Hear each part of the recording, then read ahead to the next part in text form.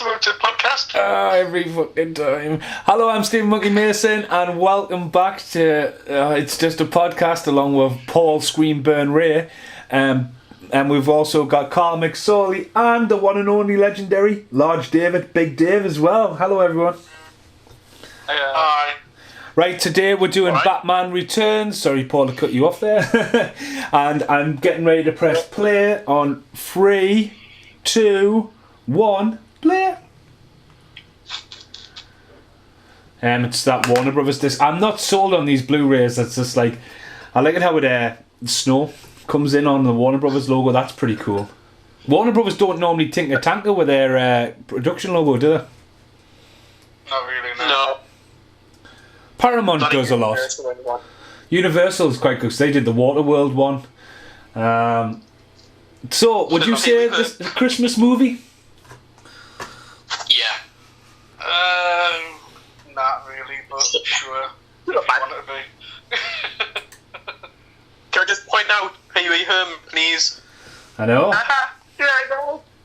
Yeah, this was pre-arrested for masturbation, isn't it? No, it was after. It was after, because obviously he changed his name for Flight of the Navigator, didn't he? Yeah. Because children in the film. He actually returns. No, that wasn't. He actually plays the Penguin's dad in Gotham as well. That's pretty cool. Really? Yeah, they brought him back, didn't they? It's like a proper nod to this. Penguins. I've seen this one more than Batman. The first one. We go to in the first two films, like. This is well, that's the thing is, like, they didn't know what to do, and it's like they were like, Tim Burton didn't want to do one straight away, so he went have to do Edward Scissorhands, and they said, look, come back. In the studio wanted to do the Penguin because they said he's the number 2 villain, and Tim Burton and Sam Hamm wanted to do Catwoman. So, and then Warner Brothers turned around, and at the same time, the Warner Brothers did the same thing with Gremlins because they didn't know how to make a Gremlins sequel, and they said to Joe Dante, just do what you want. And it's essentially what they did with Tim Burton. They says, just do what you want. And a lot of people are like, fucking hell, this is a bit dark. You know, 100% like Tim Burton out the lead on this one. Yeah. He has, definitely, but I love the tone of this film. I love the contrast. I love the storytelling and the characters. It's just, I mean, it might not be the biggest, like, kind of Batman-esque kind of theme film, but it works tremendously well, in my opinion. It's completely different, isn't it? Yeah. It's not a repeat, it's just a complete different film. And it's obviously Danny DeVito was actually awesome, and Michelle Pfeiffer's great, and obviously Michael Keaton's back. Yeah. And Christopher Walken. Well, I was just about to say that because you're saying that they want to do Catwoman and studio wanted to do Penguin, but Billy D. Williams had a contract to reprise his role as Two-Face. They wanted Two-Face to be the villain for the third film, but for whatever reason they decided to get rid of his character altogether and bring in Christopher Walken as Max, and then, which I feel like it's such a bizarre move. Christopher Walken's great in this film, but you know, when you think of like Batman characters, you know, I mean, I didn't know who Max was, or even if he was a character before this film. Whereas Two-Face was instant, you know who he is. You sound clear, Carl, but you're still a bit quiet. Am I? Right. This film's always going to be a Christmas film to me because, like, it was a massive hype. Like, I remember, like, Batman was advertised to come to the pictures. It's coming to the pictures, and I remember, like, you couldn't even get in to see this at the pictures as a kid. I think that's how I ended up seeing Wayne's World at the pictures. Oh, we've lost someone, but lost Paul. Paul, he's gone. He's gone to the bottom of the Titanic again. Paul. But I just remember the hype, and just this is a total like Christmas vibe, and like it's so cold as well. But it wasn't released at Christmas time, was it? I don't know. No, I'm just looking through my notes here. It was when it debuted on telly. It was at Christmas. Do you know what I mean? That's right. Okay, yeah, I'll give you that. Well, because I've got the release date here for the UK, and it was the 10th of July, 92. Near enough. By the time we got it. No, that was the UK. Yeah, no, by the time we got it, it wasn't Christmas. It's one of those stupid American things about.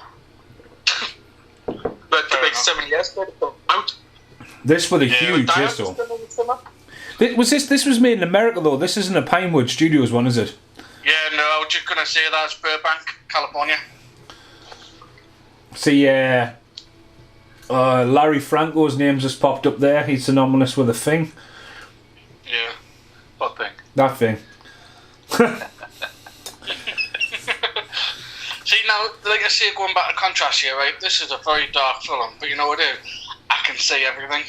Everything's very crystal clear now. You can obviously add that to the fact that they might have cleaned up for the Blu-ray, but I mean, modern day films get lighting so wrong, in my opinion, these days. They just think dark's dark. Whereas this is one of the perfect examples of a really dark film, yet you don't miss any detail at all. Aye, and the McDonald's toys. Of course. Well, that was one of the big What hoo-has. we though, talked about wasn't it? last time, though, wasn't it? The toys in general, like set for kids, for 15 rated films and 18 rated films. Yeah. Kids were a bit upset. Adults were a bit upset when Penguin bites people's noses off and get a toy. You know what I mean? In McDonald's. But that was a lovely Mac Dayton before, like. Right, the kid with the newspaper is Shane Walton. When you get a good look at him, he's been in so many films. He popped up in a podcast I did the other day for Python. You get a look at him, he's been in loads. He's in Twister and stuff like that. The thing about these films, like especially this one, it feels really set bound, doesn't it? Really Oh, yeah. small, claustrophobic set bound. Yeah. It's Christmas, man. Merry Christmas, guys. It's snowing outside. That's a weird shot there, because that's a blue screen shot, and it's just like, well, could you not have got an angle down there? You can see because of the Blu-ray, obviously sharpens things up. VHS, that would have looked perfect. Yeah. Because obviously this was VHS days, so I first watched it because I wasn't old enough to go to the cinema. Yeah. I was going to say There you that was. I mean, I don't think I've seen, other than like the modern day ones, I don't think I've seen any of the Batman films in cinema. Batman Forever. Oh, I Batman didn't see any of them. Forever. No, you mention it, yeah, I think it was probably, if I didn't watch Batman Begins in the cinema, it was probably The Dark Knight, the first one I watched. Well, funny enough, I went on a date with this last from work, and it was all planned out. It was a generic date, you know what I mean? It was just like, we're going for something to eat, and then we'll go to pictures. And of course, it was such a weird scenario, because the idea was that when we got there, she didn't really want to eat. She'd already eaten loads that day, so I was like, I'm not really that hungry. And I was like, that's fair enough, you know, just winging it, you know. And then all of a sudden, we were meant to go and see The Dark Knight, and she was like, I should probably tell you, I saw this from your brother 2 or 3 days ago, and it was like, what the fuck, seriously? In my head, I was just like, okay, fair enough, that's fine, yeah, don't worry about it. I mean, don't get me wrong, it lasted 7 years after the whole shebang, but yeah, I nearly missed out on Dark Knight. I had to do a solo, I do solo acts now a lot, but back in them days I didn't. And it was a case of going, I'm going to have to go and see that film on the big screen.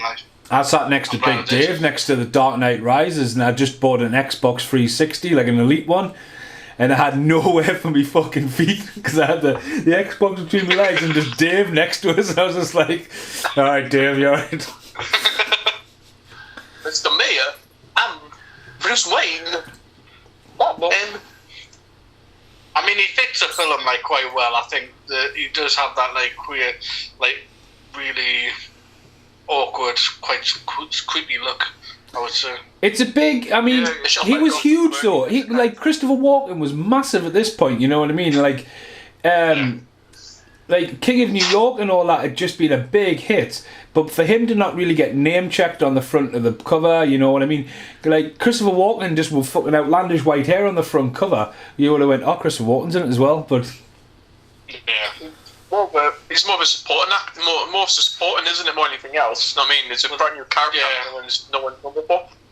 Well, listen, because like I say, even if I told you he plays Max such and such, yes, I think 90% of people saying I'm going who? Well, at least with a lot of Batman characters. yeah, he's the guy who plays his son. He's been in loads as well. He's Butterfinger in Hudson Hawk. Right.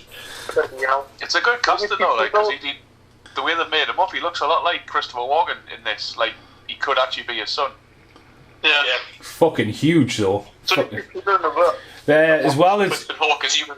it popped up quite recently though, didn't it? Like there's a picture of Christopher Walken and Arnold Schwarzenegger on the wall, and obviously that like it obviously sets up for Victor Fries as like a little.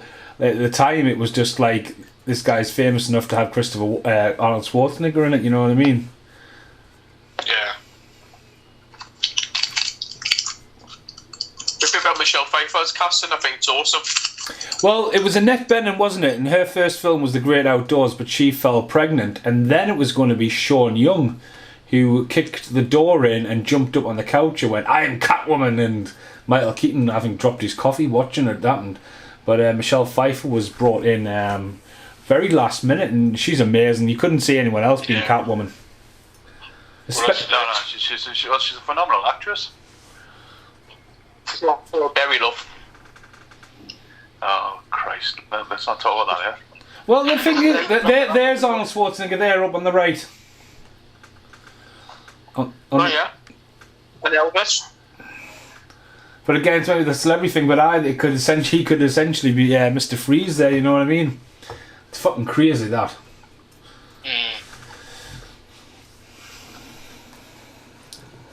But obviously Tim Burton wanted to do a Catwoman because £250,000 was spent on the very last shot of this movie to show that Michelle Pfeiffer was still alive and out there, and they just never got it. Then we got Halle Berry as fucking Catwoman. It's just like, what the fuck?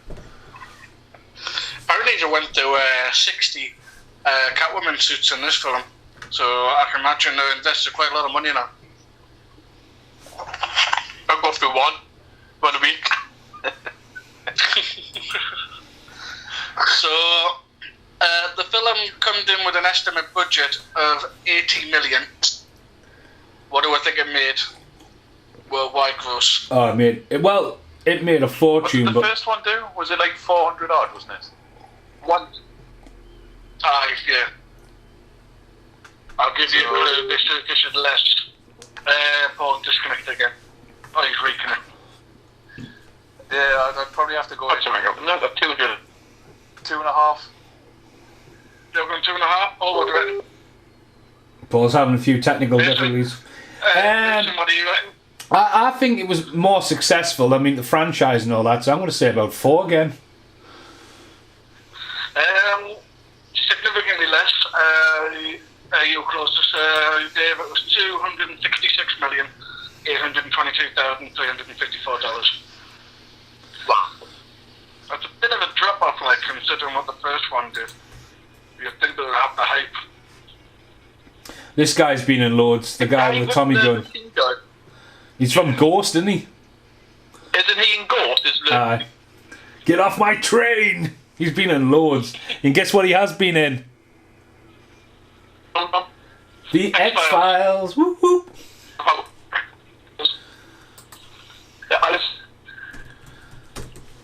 I do have to mention, like, Batman. oh, definitely. In fact, I've got a video of that being me. You've seen it? Quite like it. That particular scene there with the motorbikes and the villains and stuff like that, I think was definitely one of the trickiest video games this film produced. I think it was a couple of them, wasn't it? Video games, it was like a side scroller, like beat 'em up and all that. It was quite good. There was a couple. What happens if Batman was at the pictures and that light went off and he'd be like, "Oh yeah, sorry, I missed it." It's Well, not like, it's that's just that sexual. the guy who came round to install them big lights for him didn't work out that Bruce Wayne might be Batman, or the Batman might live in this house. It's like, why are you installing these massive bat signals in your own house for? Alfred did it, man. Handyman Alfred did He it. just sits there for hours waiting for bat signal. It's me waiting for a phone call from you guys. Well, get another signal. 2 minutes. My porridge is nearly done. Aye, Yep. 1 minute. Yeah. Now, Warner Brothers stopped permanently burning my screen. Can't now you they say that Danny DeVito was the only person who could play it. The only other person who could have played the Penguin's Joe Pesci. But that's again like casting them as like a small actor and all that. The guy who plays the Penguin in Gotham's fucking class as well.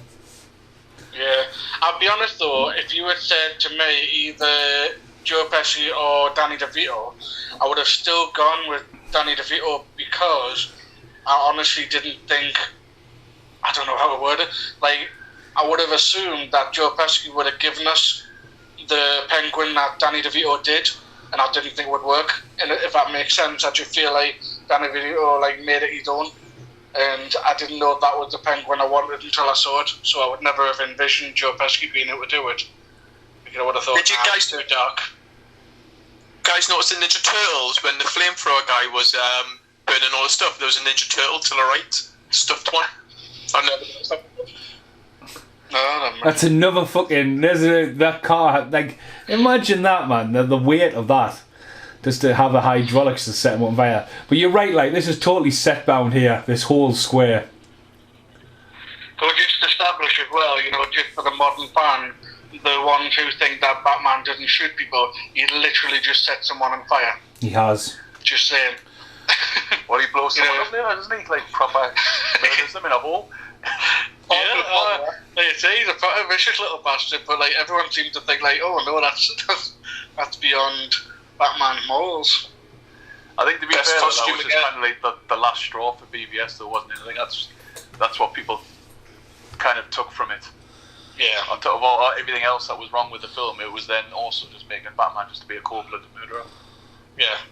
But I bought it because, to be honest with you, they portrayed him as an old-timer Batman. He's had enough of the shit. You know what I mean?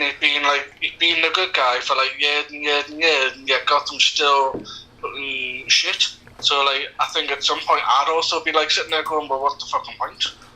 You see now, because looking at it from I always try and look at the films from a film perspective, try not to bring too much of the fan into it. Yeah.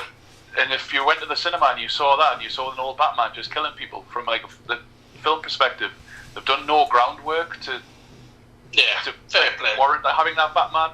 It's just But then I would have said that they did that on the grounds that they were totally bringing in a Batman film with Ben Affleck, which I would have assumed would have been a story before Batman vs Superman. So I feel it works because you would have it would have been a holy shit, this is a Batman we've never seen before. So that when they announced the standalone Batman film with Ben Affleck, it would have been oh, I'm intrigued now because I have no idea what I'm going to see.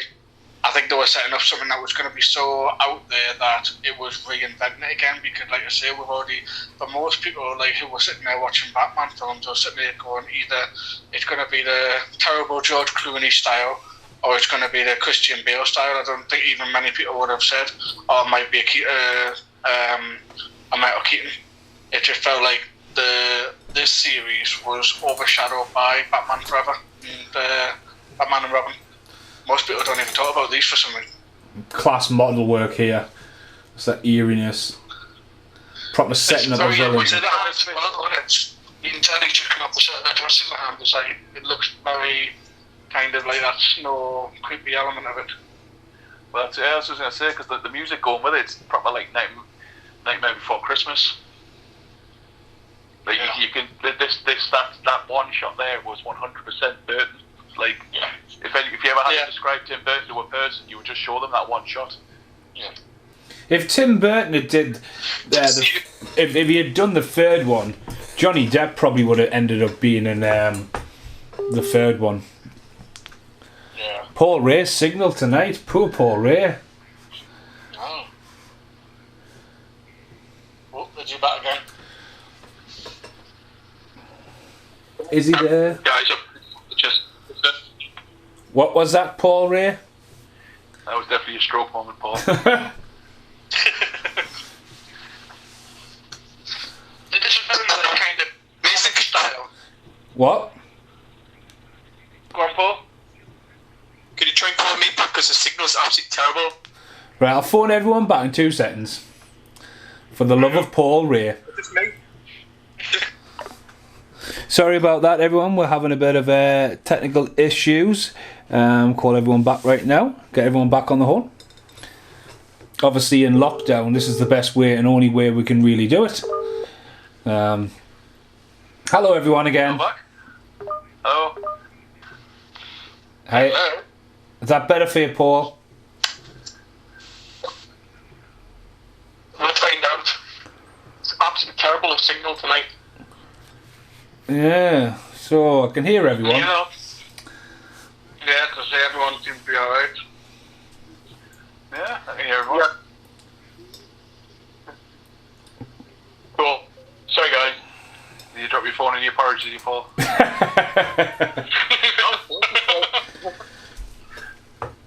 I'm looking around for other things I can eat now. Anyway, Danny DeVito, awesome as Penguin. I mean, I still like Burgess Meredith, like. Well, they're different styles, isn't it? It's like, again, it's like I can't really compare. I think they do such a good job at owning the characters. Aye, I mean, Say what Danny DeVito did in this is just mental because like, when you sit there and think all he had to work off was pretty much Burgess Meredith and the comics, you know what I mean? And he completely reinvented the character. but Tim Burton as well, it's Creepy Jones. I mean, like the Penguin's almost shades of like Tim Burton's early drawings. Like he's Vincent, and he's like from like the Frankenweenie and all that. They're just really obscure, very pale. You know what I mean? And what a character! And going back to like Joe Pesci, I think Danny DeVito has got a bit of like he's like body's not the right proportion. He's quite top heavy, isn't he? Well, as Joe Pesci's just like a short guy, really, isn't he? But it's the delivery and all that. It's absolutely class. But like Danny DeVito, like he'd really just been doing comedies and stuff, hadn't he? I was going to say this is '92, so it's. If you think about it, both twins have been bad guys in the Batman film. Yeah. Yeah. But they made him really grotesque in this.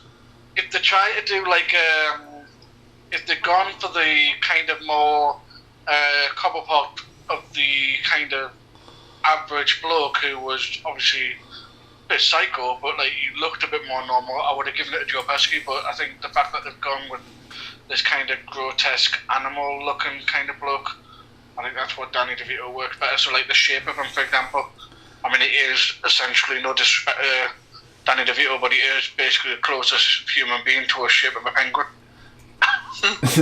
Well, it's Colin Farrell now, isn't it? Yeah, he looks again. I think that's going to end up being something really weird because I mean, this is the guy who apparently turned around and said once he got all the makeup on and stuff like that, very few people actually knew him for who he was. They didn't actually notice him. But again, not really. I mean, again, he's been a bad guy. He was Bullseye and Daredevil. Do you know what I mean? It's like. So Joe Pesci in '92. It's come off the back of the Goodfellas. Classic, one of my favourites, Mike and Vinny.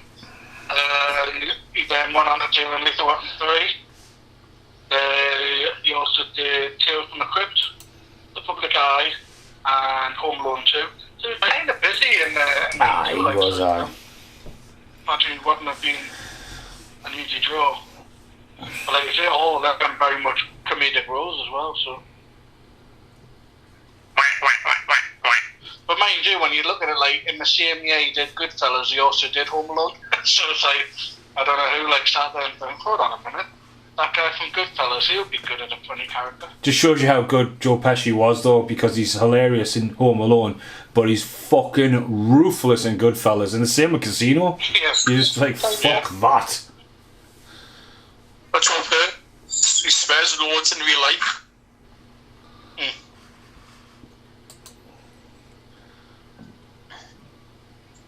Do do do do do. It's such a transformation as well, though, for her, because like the, you know, like when she's putting that suit on, and it's just unbelievable. Like, well, it is well done, because it's like how our house there is all pink, and when she goes into her bedroom, it's all girly and like everything, like she's a proper girl's girl. And then obviously when she falls apart, you just see like how everything just changes and how she just destroys it all. Yeah. As she gets the origin story, Penguin's just Penguin's like fast track, because it's quite a lot though, because like they did it with the rest after that. It was like right about the villains, because like we had the Joker, And, you know, this one has 2, then we'll get the Riddler. But again, you guys have talked about it, like, Two-Face, if, like, they built on Two-Face in this and then brought Two-Face in the third one and not kept the original actor, and then the fourth one, we'll get Bane chucked in there with Mr. Freeze and Poison Ivy. And I think the fifth one, Jeff Goldblum was going to be the Scarecrow, wasn't he? I heard something of that, yeah. I think this is a perfect example of how it went wrong, because I think they got a little carried away with basically, like, when you look at Batman the animated series, and then you look at like Batman Forever and Batman and Robin, it's just a perfect example of how not everything from comic works in the film world. You can't put that many characters in for like a 2-hour film, when normally you've got like, I mean, in these sort of series, I mean, the Batman animated series, how many episodes in a season? Wasn't there like something like 30 or 40 or something like that? Didn't it go in high numbers? Oh, there was a lot going on. We went for quite a bit, yeah. I think the last series wasn't as long. No. I think it did. But yeah, that's the whole difference between doing things on a series and things doing in a film. It's the same as things like WandaVision at the moment. That would never work as a film. No, listen, it's to me, I mean, the wonderful thing now is that they now know what the formula is and how it works. I mean, like I say, I would say WandaVision's probably up there as the top series this year, and I know it's only like February. You know, they're so well done. I mean, they do 36 to 38 minute episodes, but without cramming it in, they get so much in. Like, there's so much being discussed and talked about. Because you can go to the natural flow, whereas the problem with the films, obviously, you've got to cram it all in, because you've got to get the audience have a full story before you finish. Yeah. Or the best TV show is followed by. Sorry, the best TV. Just to jump in there, the best TV show at the moment is GP Getting Close Doors at 5. Have you binged that, Paul? Have you watched a lot of that recently? I am now the Doctor. Are you sponsored by them? You mention them a lot. To be honest with you, I felt the same way like years ago when I was proper in, like, when I was doing night shift. I just wanted something to watch to like kind of chill out, try and go to sleep, and it was like ER, and it was just like by the end of like the 6th season, I was like, I could fucking work in an emergency hospital now. Like, I know exactly what to give someone. You know, GWS shit, get some saline, get this, get that. Why has he got a stuffed chihuahua? He's got a stuffed chihuahua in his storage room. It's like, what? Well, let's just look at him, Mason. He's a freaky piece of shit. You know, I'm surprised he hasn't got, like, well, he's got children in cages later on, hasn't he? Or maybe it's not him, but no, that's freaky stuff, you know. So going back to the thing, she gets pushed out, and like, what is it, a spiritual thing? I mean, I can't remember how she becomes Catwoman in Catwoman like that. Is there Catwoman? She just gets licked a lot, doesn't she? And then by cats. And I like how you added that. Is that always been her origin story though? No, I think she was just a kind of a. She was just a cat burglar, wasn't she? In the origin story. But she's basically just kid on the street. Yeah. She just had to steal her way, so then she kind of made it a persona. Yeah. She never had any like powers, not like that. No. Or the power to seduct. That's what she had. When I go around the streets looking for cats to get licked, so I can turn into a cat man, it never happens. Nah. No, you just kind of get arrested. So fucking mental in her eyes and that. Ugh. I mean, she fell canny far, but like now that I've seen it again, it's been a while since I watched it. It makes more sense that she obviously the canopy did break her fall a lot, like, so it kind of explained why she survived. Have you ever seen Hudson Hawk? When they jump off the building and when they go through the canopy, one of the actors disappears and Hudson Hawk lands in the next scene on the chair, just like shutting what's going on. It's just like, what the fuck? No one person has seen Hudson Hawk. I've never seen him for years. No, I hope she's going to get a vaccinate. I hope she's going to get a tetanus shot or something like that, because that cannot be healthy for her. Having all those it's the 90s, man. We just made us say our stuff then. It's just not actually Top Cat. Is it like? Because someone going to come out with a ball out. Just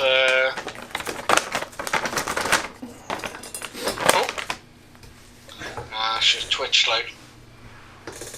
Oh, look at this picture in her fingers, man. Oh, That's. I mean, that's that bit there. It's fucking minging. But obviously, like, there was a massive backlash about the toys and stuff, wasn't there? Because they're like, fuck me, man. Kids are like fucking crying and shit.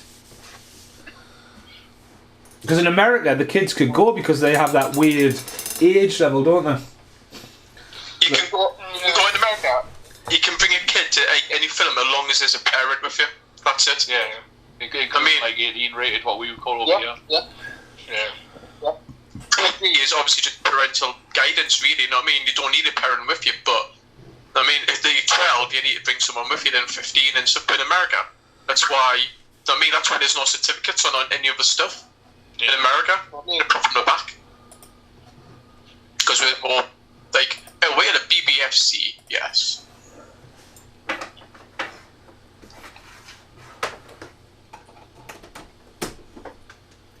I mean, it's okay if she stop pissing and shitting all over the floor. You know what I mean? Drink a milk fine. Spraying the curtains. Getting a juicing-sized sack of cat litter delivered. Just put it in the bathroom. On the carpet. But it is a good scene though. You can see where, because you can see her through the film because she's nervous and she's on breaking point. Yeah. And just being pushed out the window. That's it. She's just done. It's also like the kind of it's kind of weird because obviously she's a stunning woman, but I think they did a really good job of kind of making her a bit plain Jane, so that once you just do that transformation, you buy into it. Because one of the things that bugs you the most is when they bring in beautiful women to play, drowsy, like kind of plain women, where I feel like this works really well. Yeah, that's made me managed to dull her down a bit. Put her hair up, and then obviously they just turn her into what she already is when she's Catwoman. I think that the new themes are brought in as well by Danny Elfman, like, are so good as well, because Penguin and her's got her own themes. We've all got spray paint in our house, so haven't we? I mean, is that just me? Yeah, obviously, it's just under the cupboard in case, like, I have a breakdown. Yeah. Whenever I lose my shit one day, I'll just be spray painting my house. Yeah. Did you see that the coat hanger was a penguin on it? With little pajamas. No, not the miniatures. That will make me action figures a few weeks ago. Fuck this. Camera work there. Although I'm not dissing it, but at the same time, I do love the fact that she managed to take what essentially is a black coat, like a jacket, and make an entire suit, a bodysuit of it. Yeah. I thought that last time I was like, she's only got 2 sleeves in her body, but yeah, go on, I'm with it. That's on the same level of, like, I think what comes to mind is like the Bourne Identity, when, like, when someone's on the run and they have to, like, change their identity, so they've got, like, a pair of scissors and they just start hacking away. But then when they walk into the next scene, they've got, like, a proper full-on stylish haircut. Yeah. Like, how the fuck did you manage to do that with a pair of scissors and, like, in a bathroom? I've got 2 holes in my jumper. I'm just going to throw it out. I can save the world. She's a keeper, though. She's a keeper. She is. She's got some skills. I mean, there's extra bits there. Michael Keaton and Michelle. She was supposed to get. They wanted it for the first one.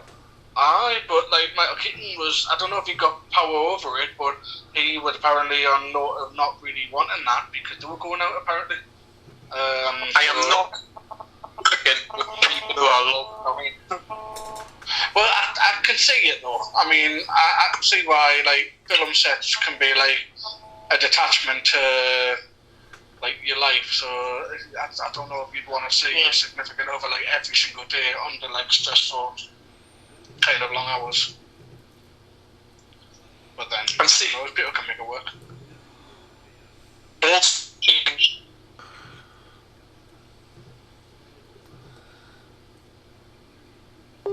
Oh, hello. Oh, disconnected. Oh, he's back again. It's Paul Ray doing his dodgy downloads, I think. Getting his next Getting his next scene to binge watch. Can you hear words, guys? Paul, if you go to the east of your room with your aerial and stand on one leg and just tilt outside your window, mate, I swear it'll work. Just unravel your copper coat, man. See, now that's got to be on par with the creepiest thing that just happened in this film so far. He literally just nicked a baby and just jumped down a hole. Grabs the baby, he's able to do a corkscrew flip and then just down a manhole cover, like, you know what I mean? And then... And some voice acting. And nobody's panicking, really. I mean, they're looking down the sewer, like, they're quite curious, but, like, I'd be, like, running down there. I'm more concerned where the rest of this duck goes when he comes through the sewer hole. Yeah. Because it shouldn't fit. It's a bit of an elaborate plan. Congratulations, you've got your first It's Just a Film, Dave. It's just a movie. We've all had one. But yeah, totally. It doesn't work. I mean, he's been down there a while. He's obviously structured so that everything fits perfectly. But like, yeah, he saved the baby. Yeah, look the state of him, man. Oh wait, it's like, oh, what were you doing down there, mate?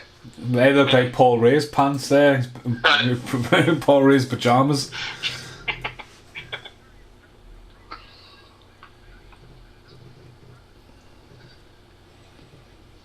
And they never mentioned the journalist in this, did they? Vicky Vale. I think she's only ever mentioned. Is it not in Who Let Vicky Vale in the Batcave? Is that not in like Batman and Robin? Does he not mention it in this one? Because it's when he's having dinner with Selena. Oh, right, you might be. Because he says, "I already told one, and it didn't work out well, so I'm not telling this one," kind of thing. I'm sure there's a throwaway line like that in here somewhere. Right. He's like, "Oh, I'm just waiting back here and turn around and she's there," kind of thing. Look at my hands. I'll look at Jack's TV. Metal. He's got metal hands. The kind of TV where you needed a room for itself back in the day. It's kind of. I had one. It's kind of mental, right? He's only got Alfred, right? They're the only two people, and he has to have this big old fuck off Christmas tree, and he gets Albert to put it up. It's like, fucking hell, man! You fucking slave labour. I mean, he's fucking bless him. Why am I doing this Christmas tree? I'm Batman. Okay, it's fine. Why am I doing this Christmas tree? You're gonna be out almost every day as Batman, or with your 3 hours of sleep. Upside down. It didn't receive good reviews, like, but I think Amazon's coming out with that Pennyworth series. Oh yeah, the prequel. Where he's like younger, he's working for Thomas Wayne, but he's like there's no like Batman or anything like that, and that's apparently coming on this month. I mean, being in America a while, I don't think it got very great ratings. Like. It's been released over here on Blu-ray. Has it? It's out, yeah. But it came out just after the first lockdown, didn't it? So it's one of those. Yeah. It was. You're right, Dave. It was right bang on lockdown. After they've had to slap like from the creators of Gotham. I mean, Gotham's mint like, but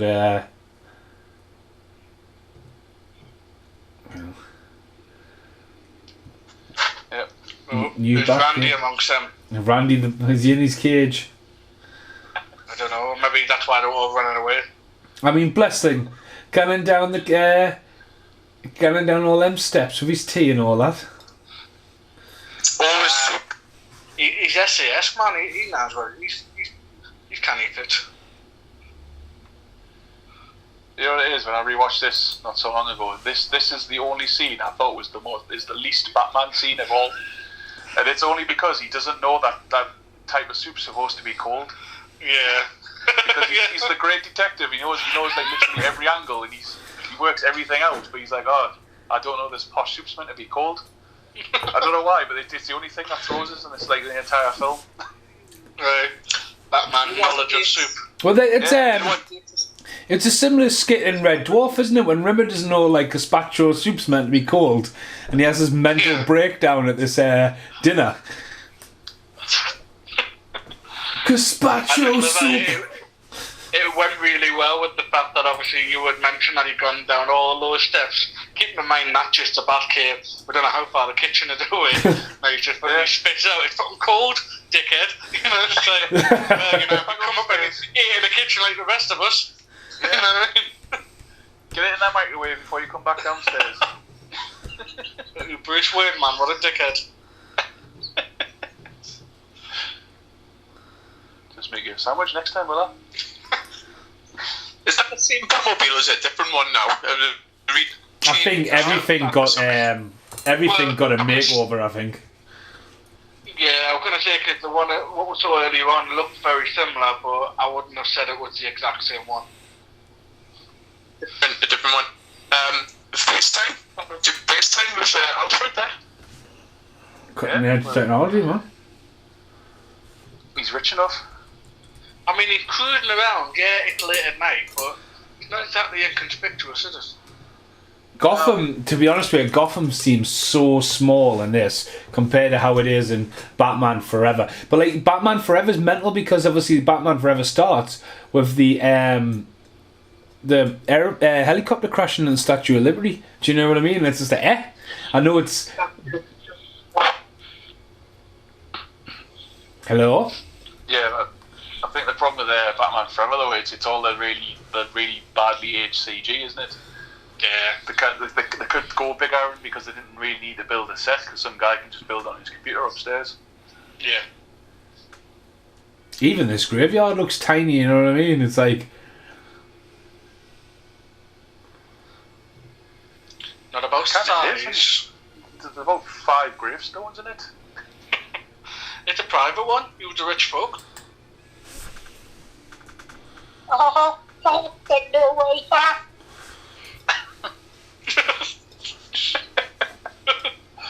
Yeah, from the grave, Pee-wee. like on Toys when Ron they find his body and the laughing thing still laughing in his grave. Like, that's got some psychological problems. Toys like. I am not a butcher. I am actual Copperpot.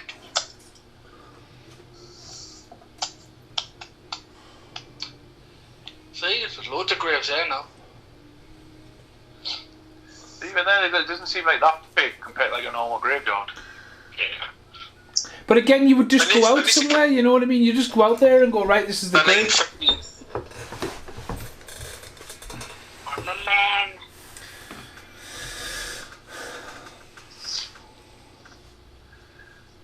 I mean, but where would he get the money from? Was it like all the money like gone? Is he not like, oh yeah, someone got it and spent it? Will they have to give it back? What happened to his fortune? Well, it would have just went to the States, wouldn't it? Because he had no living relatives at the time. Either that or you give it to Lawrence Fishburne as the gay cowboy.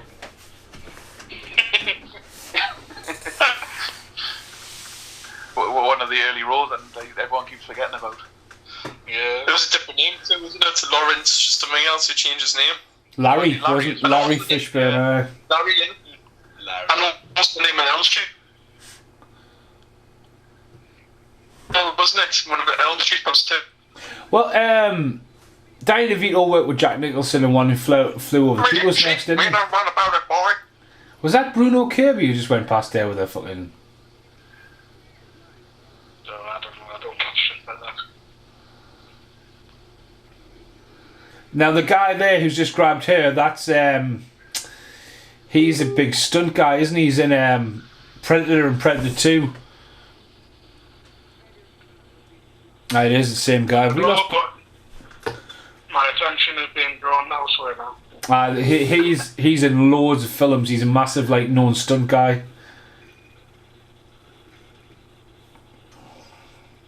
Oh God, horrible. See, that's kind of brutal, that like. Yeah. And then, but again, she just started flips into loads of backflips, and you think, why are you doing that for?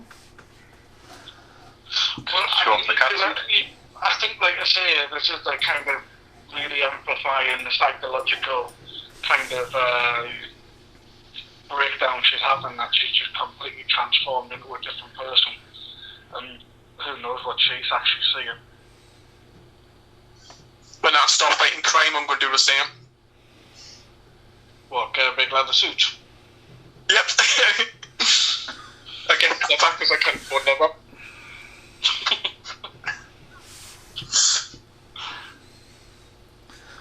Bruce Wayne.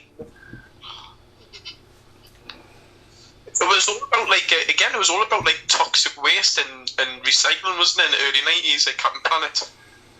Yeah. Yeah, it was when they were starting to figure out that obviously we were destroying everything. So everyone had to have the message. Yeah. It wasn't that long after this, we got Steven Seagal in On Dangerous Ground fighting the oil rigs. Dun dun dun. My life has meaning. That's the meaning of life. I think You're slowly turning into Dracula there, man. I'm trying to do a walking impression. I can't do a Kermit the Frog impression either because there's no Kermit the Frog on here.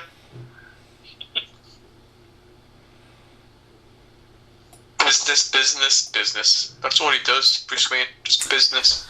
I was You say that, but it's great that they've actually added that to it, because that's where a lot of the films, that's probably one of the reasons why I don't. I won't say they're not good, but why I wouldn't necessarily say the Nolan Batman are the best, because I really don't think they did that great of a job with Bruce Wayne. No, because there's very little Bruce in the actual film. Yeah. Delicious.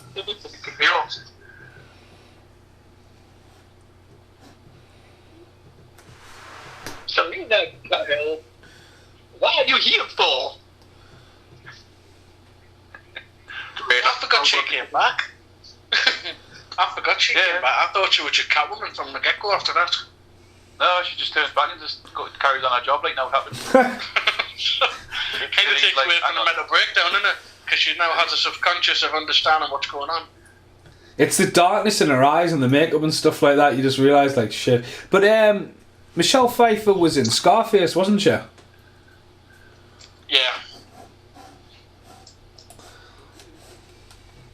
Did you hurt yourself on the steps? One of Christopher Walken's best roles, Mouse Hunt. Click also, I love Click. So not something great like Deer Hunter and all of that. No. I actually only saw that for the first time about 2 years ago. Deer Hunter. Excellent film. Yeah. Long, but excellent. There's a really nice steelbook out. I picked that up because it was quite cheap, the steelbook. But you had a great collector's edition in there. I was always meant to pick it up. Yeah. The 4K one. Yeah. What the new Batman Return steelbook's going to look like? It's probably having the duck on the front. The duck. Have you not seen it? Oh, the Zavi one. Titans coat one. That's just silly. Such a missed opportunity on that one. It feels like another thing that we were talking about in the last Batman movie though. Warner's just the money now. Yeah. The license Just slapping it out. Because that would have had to go through one of them to say to approve it and go, yeah, this is what we're going to do. Well, and they would have signed it off. It must be heavily involved though, because all the Titans have all. Oh, shit, that was me. Sorry. All the Titans have been Warner Brothers so far, haven't they?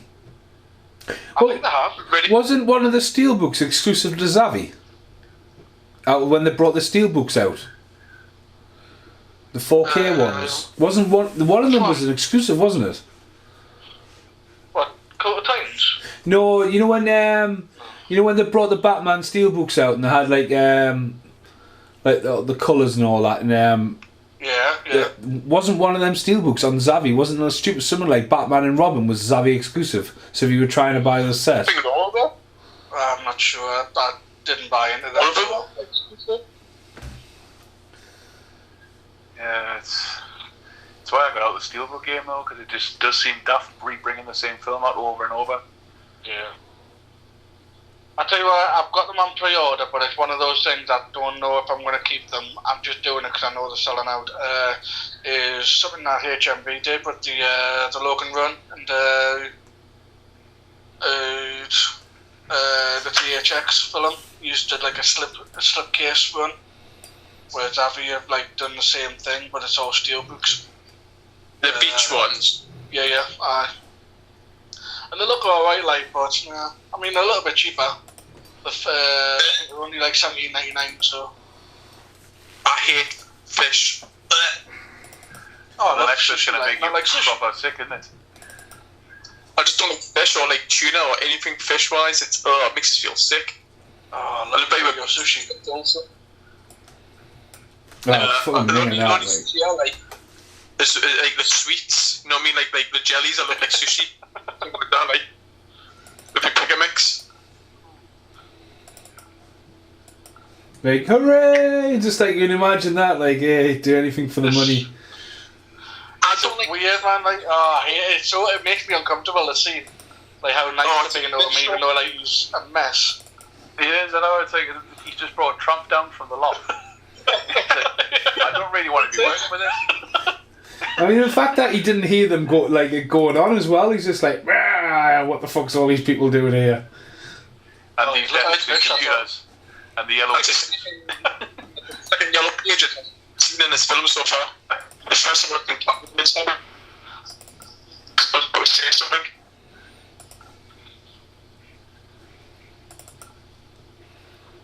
I'm sure that was. Yeah, the pictures. I'm sure they used it on loads of on the figures or something behind, like on the back part of the figures or something. I think that's pretty much what the one in the animated series looked like. Yeah. Yeah, maybe the respectable gentleman couple pot. Yeah, not the trampy from the. I mean, if you're this billionaire here, you're instantly going, right, might have a fucking sexual harassment case on the cans here. Tim Robbins from Howard the Duck for some strange reason.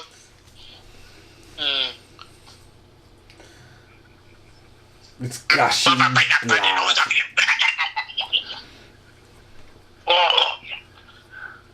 I don't get it.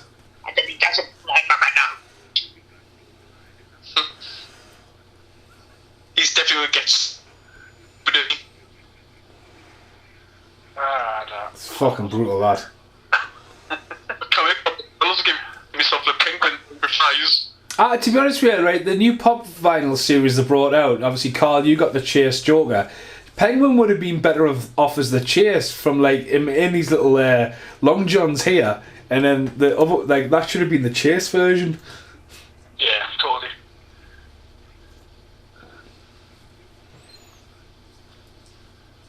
I would say, though, it hadn't got the strongest of tagline this film. In fact, some of them are pretty poor. Well, the worst one is simply Returns, June 19. That's not a tagline, that's just a date. Yeah. Whereas we've got the Bat, the Cat, the Penguin. Yep, you're establishing the bad guys, fair enough. You got Above Gotham Looms, Its Greatest Hero. Yeah, I suppose. And then you've got While She Craves a Romance, She Can Sink Her Claws Into. He plots to foul rain on destruction. Yep, sure. Yeah. And the longest one, which is almost a paragraph rather than a bloody tagline, but from the sewer of Gotham and a new villain emerges from the rooftops of Gotham. The perfect, gotta put that on, enemy comes to life, and the only one who can save the city is a creature of the night.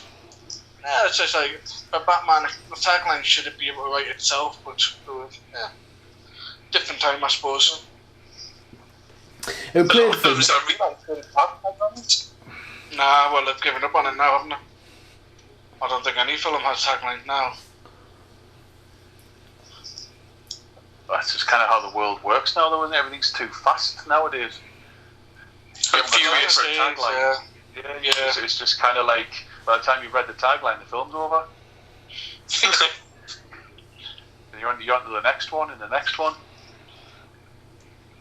But there's some, like I say, I think there was somewhere, I don't know if it was like between the 80s and 90s, there was some really great one-liners that worked really well, but then some of them were just like god-awful.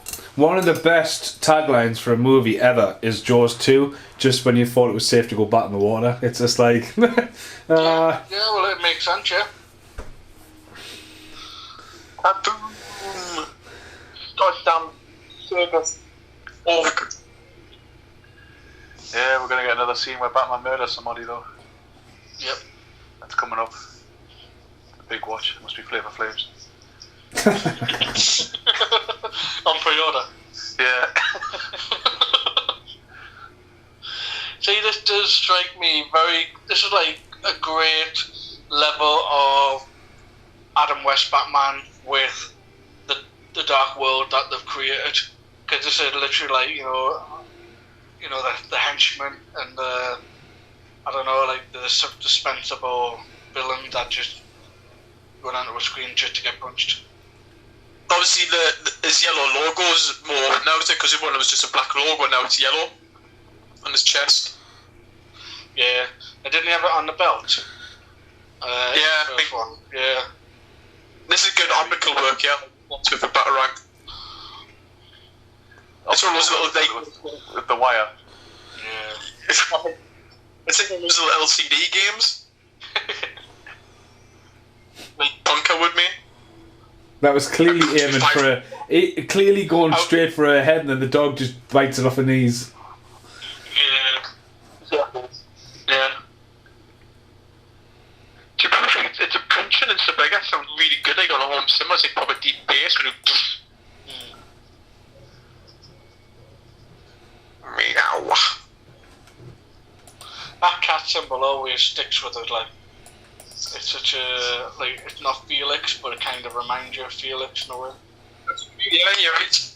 Like Pound Shop Felix. Yeah. I mean, it's just not about but no Poundland.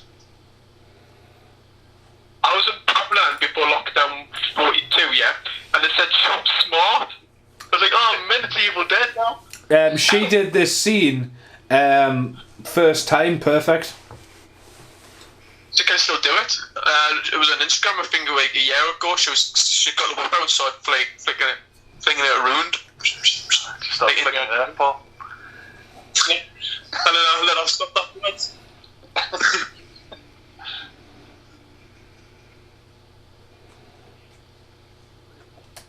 This will be my new pet team in the future.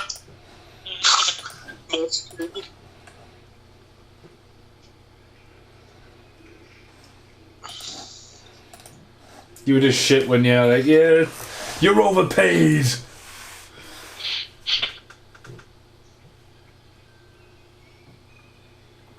I love this bit. This is the bit where he kills someone, isn't it? Just walking around with a bomb, man. He's got dynamite, hasn't he? So. I said I want to remember the Enjoys it as well. Yeah. He kills him, throws him down the hole, and then smiles about it. This little smirk. Yeah, it's probably like, haha, I just murdered a man. He's been in a few things, hasn't he? That obviously a stuntman. It's not Bam Bam Bigelow. Right. Nah.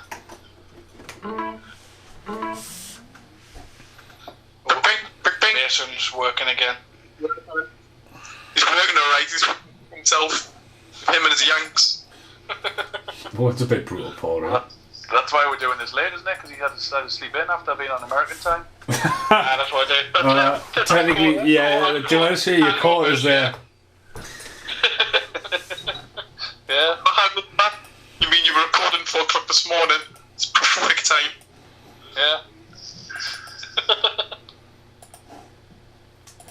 I've got no excuses there. That's why I was up so late, because I released that new cheap plug to Prayer of the Roller Boys video, now out to watch. The Penguin's quite, he knows where everyone's going to go. He knew where Batman was going to be. He knew where Christopher Walken was going to stop and have a rest, so he could pull him down the hole. I mean, he's quite a... But it's because the sewers are connected to everything, though, isn't it? It's that kind of thing with, like, the Penguin is a businessman in the comics and everything. Yeah. So his fingers in all the pies. He knows where everything's going on. In this one, it just kind of, because he's got the sewer network, and the sewer network is everyone. And like you said earlier, all the rubbish goes down to where he is. Can we just establish, though, Dave, we don't discriminate on here. I think it's a bit harsh that you assume that he had fingers. You know, he clearly doesn't. I think they established that quite well, and you totally ignored the fact that he had... How the fuck did she get up there that quick in high heels, man? Like, come on, man. What a bad... Like, just don't even cut to that. That's got. And you're not going to say nothing about that. Well, that's hasn't even got a fucking motor. That. It's nothing. It's literally a broken brolly. It's useless now. There she is, chilling out. Douche. Boosh! Right in the face. So it's Gosh, pretty she's cool. in shape. Pretty cool. Batman's face there was quite good.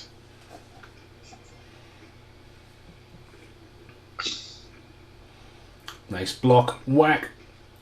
How could you hit a woman? Woman. Honestly, just using Birmingham against a man. Yeah. Honestly, The world's greatest detective, and he falls for that oath. that's it. It's because it's a woman, honestly. Well, like you say, that's how it works, isn't it? They're all strong and independent until they get a backhand. Oh, sorry, yes. I take that back. And it's only Paul Ray. I mean, what's that? That's Blade's fucking UV fucking powerbomb there. I thought it was fucking piss or something. Dog piss. Just marking up for Randy later to come out. He knows At least we know why Randy's about then. Why he's got him stuck in a cage. Fucking throws bat hormones at her. You will like me. So that's what the fifth one was actually going to be about. It was going to be Randy turning into Man-Bat. Do you not think like they could have done a story with what was it, Man-Bat? I think, like, again, going back to all these That characters. B-movie kind of character they used. Well, Man-Bat's in the Arkham games, and he's like it's a sub-story of Man-Bat, but like again, it's like there's so many like as a kid you're like, like the Riddler's gonna be in like the obvious choices, but when the obvious choices run out, they just stop making the movies and then we get a fucking remake. I mean, everybody lost their shit at the end of Batman Begins because like not only was the Scarecrow fucking mentally betrayed, like he was fucking scaring everyone and all this kind of shitty things, the idea that the Joker was going to be in the second one and they had the balls to set it up, it was fucking class. Yeah. Can we just say I should land in like a truck full of cat litter, yeah, and it's going for cats in the city. I haven't used it yet. But why wouldn't they have a top over that? You know what I mean? You're just driving and just gradually going to blow away. Wasn't this full? Aye.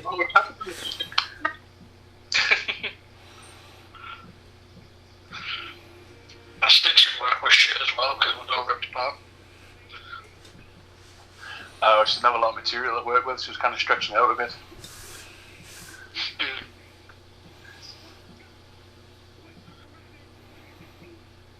He's fucking mental, like, isn't he? See, the thing is though, like, what do you do? Do you sacrifice this character work, or do you make him more normal? Because I would say if there was a critique, I mean, it's just bizarre that everyone's acting like he's a normal bloke. Like, he's absolutely, they've made him into such a grotesque kind of creature thing. It doesn't really make sense at all. These people are like, kind of, supporting him, if that makes sense. Well, he's another sexual harassment claim coming here with a badge. It's that whole rich thing, though, isn't it? It's like because he comes from a rich family. And he's brought in with like the rich guys backing him for mayor and stuff. Yeah, kind of get away with being a bit creepy. That was a pin badge, okay? You just took it on that. You didn't actually put it through the top to put. I mean, them looking up at the stairs are going to go, right, what's he doing? He's like literally like, oh, fuck this, fuck that. Never like, oh yeah, it's fine. Or not even see that creepy clown just peering down looking at you. No. I can't see what I said. I wanted to see what the four-legged thing was. It says four-legged, and then I can't see.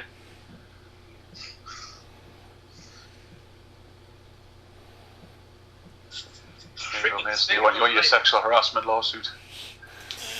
He's at it again. Yeah.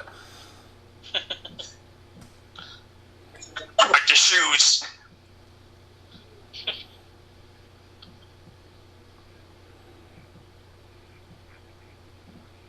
Do you think Tim Burton will ever return to superheroes? Or do you think, Because obviously the big rumour is now he's going to do Beetlejuice 2 finally. Because we haven't talked about... Obviously he reunited with Michael Keaton finally and Danny DeVito for Dumbo, didn't he? Yeah. Yeah. But then that didn't exactly go down well. Oh, it was horrible film that. Well, I've never seen an elephant fly. Yeah, there's less of the racism in that one. Yeah. I say it was so much of it that it felt lost. It's like they're taking all the like. I don't want to say the good stuff, but they took out all the obvious stuff and then realised I haven't really got much of a film here. There's a blueprint for the next Steel book when Batman Returns. Yeah. See, I don't like, to be honest with you, the first 4 Batmans should now just be sold as a fucking box set, you know what I mean? It's like, you don't buy Back to the Future on their own day, or you don't buy Indiana Jones. Like, certain films get to a certain point, and then you just buy the box set, that's the only way it's available. But Warner Brothers are constantly slapping, like, new editions out and all kinds of stuff. They're terrible for it. They do it for all of them, don't they? Like, Harry Potter's the same, like, you can get each one individually, but, like, it's been done for years. Just buy the box set if you're going to go into it. But, yeah, like you say, it's they love just getting people. Well, Warner Brothers is weird though, because there's a lot of Warner Brothers films locked in the vault and not even seen the light of day of DVD, never mind Blu-ray. And just release the same old stuff again. That's what I'm saying. That's the reason why I'm so sick of it now. It's the same films again and again and again. There's thousands of films out there, but it's the same ones again and again. But it works. I mean, I'll be honest with you. The Steelbook forum I'm on, it basically, literally almost every single person who commented on the Batman Steelbook all said, I really don't like it, or I hate the look of it, or I don't think it's looking that good at all. Yeah, every single one turned around and said, but I'll still buy it though. Yeah. See, I would... They're only going to put out the same one because people are going to buy the same one. Don't get me wrong, I think people would also buy the one that they haven't released. But, you know, when it comes to household names like Batman, you know, people are always going to buy them, so... Like Demolition Man. Demolition Man's is like... It's really fell into obscurity, Demolition Man. You can only really get it now if you buy the Stallone box set. Warner Brothers are like notoriously known for... So Stallone and Steven Seagal... They got box sets out, and in them box sets, the film's only available on Blu-ray in them box sets. Yeah. But then it's things DVD, don't they? Like there might be like one film that you have to buy the full box set for it. Well, the one release it by itself. Perfect World, Clint Eastwood, Kevin Costner. It's only ever been available on like DVD and Blu-ray in a Clint Eastwood box set. It's like, you know what I mean. It was a big film when it was made, and that's the only way it's available. That Castle bought. I couldn't believe that. Casper has gone down in price, and he was like, "Really?" And then he was like, "I've just spoke to the wife. She said you could have it." I was like, "What are you talking about, Casper? It's still £200."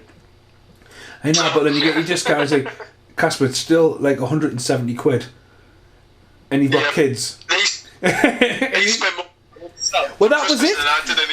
That was it, because I put his staff sale through. What was it? Something like £380 after discount. Yeah. And I'm like, "Are you sure you want to buy this, Casper?" And he was like, "Yeah." I'm like, "Fucking hell, man!" Aye, that was it. It was £380, aye. Is that the one you videotape when you turn around and says Casper's just put like bought 10 Blu-rays or something?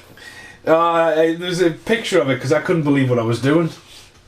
And he was like a kid at Christmas. I'm like, "Casper, your kids might need shoes tomorrow. You're not going to have no money." Can you remember those days? Newspapers outside. He knows what the days. Have newspapers, never mind outside. Just got BBC News app now. That's it. We're the dinosaurs in the digital age, us guys. Well, you guys are.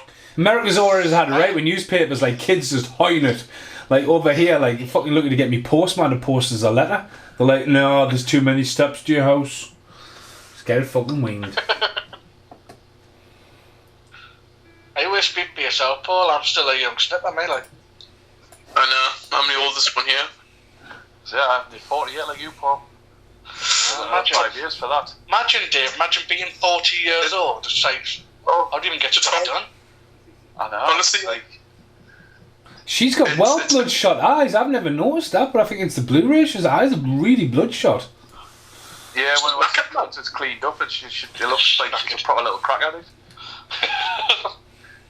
I did get ID'd in, was it Superdrug the other day buying some medicine? You went buying like 10 paracetamols where you're like, But it's for you, young man. I'm 40, man, what are you on about? It's probably because you also look like a smackhead with that physique now. We're weighing all of 3 stone. So he actually knocks her out there with Batman's batarang, doesn't she? Yeah. Well, it's just the fact that when Batman threw it and she nicked it, he was just like, you know what, fine, I'm not bothered. This will never come and bite me in the arse again, will it? He's got money to burn him, doesn't the he? self-destruct button, the dog just went, you know what I mean? Just like problem solved.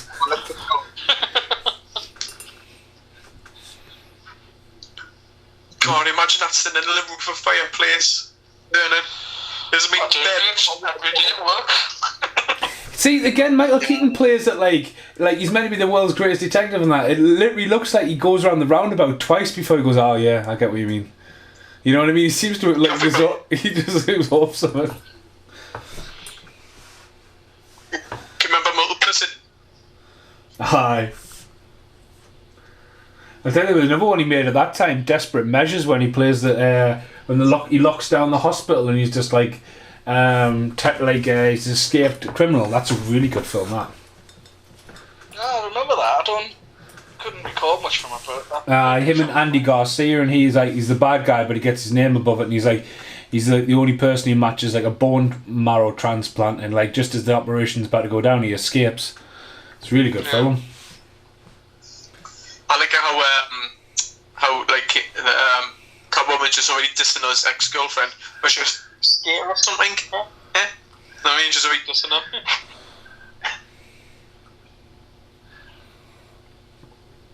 Yeah, it's somewhere in this scene though when he's talking to Alfred about how he doesn't want to tell her like he's Batman.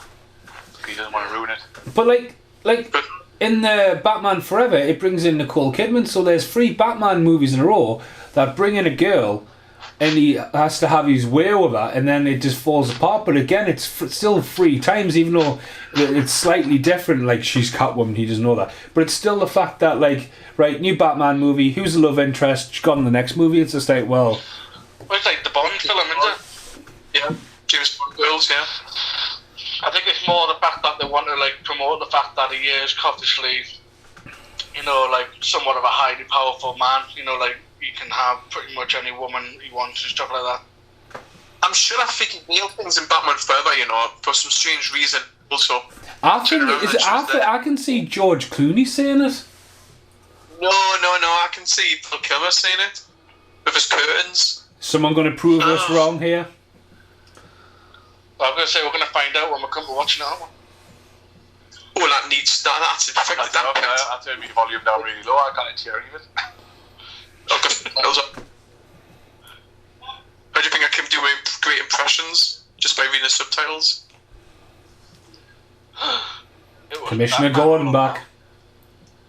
Yep. Yeah, he takes a bit of a back seat in this, didn't he? Well, he hadn't really got a massive role in any of them, but when you think of, like, I think with Gary Oldman, he was like pushed forward as not like a main character, but definitely like a strong supporting character. But the thing is there, I was just going to say there, the thing there, he's like, oh, they found the Batarang, oh yeah, like, Batman saved us and we've got the signal set up for so Batman can save us. And it's just like, yeah, but like, they probably went around and went, right, Batman's just murdered 20 clowns the other night, he's blown them up, they've all set on fire and all that, he's definitely a mass murderer, it's not just her, he's just a mass murderer now. Yeah.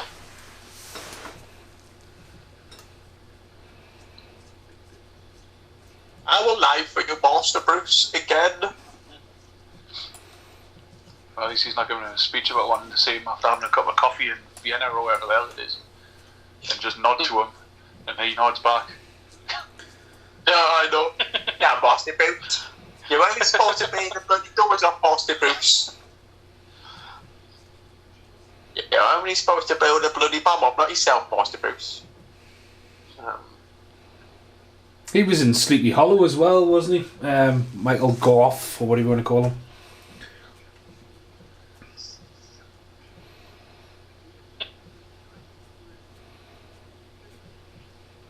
Bloodshot Eyes again. Now, if you were fighting crime all night, you'd be the same. Probably the Instead main. you're up the American friends. I love it how he doesn't have an alternative suit. No, just the same. So that's what I dress like now. Tonight, it's the middle one. Yeah, I do like how you have to pick a specific one out of the lot. But then, obviously, that one. that leads to the homage of Joel Schumacher giving a fucking Batman nipples in the next one, wasn't it? And then we had the butt shot, and it's just like, oh, come on. But if you, Mason, who turned around and said, isn't like, I'm not quite sure, but isn't like Joel Schumacher, isn't he gay? So he's pretty much notoriously for... Well, I heard, and then I seen an interview with him, and I went, yeah, he's definitely gay. You've only got to see that one scene when you see the bat bum and the bat nipples and everything else. He's not hiding anything. Now, that's a lot better than the last time it camouflaged, isn't it? That looks a hell of a lot better. It's had a bit more... Had a bit of a shimmer to it. It was like quite a plasticky look, but definitely improved from the first one.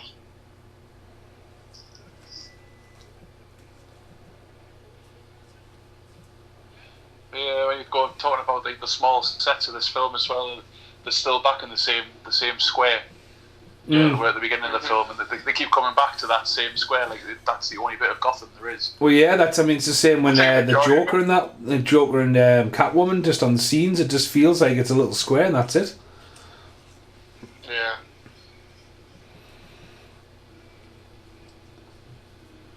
And pretty high building.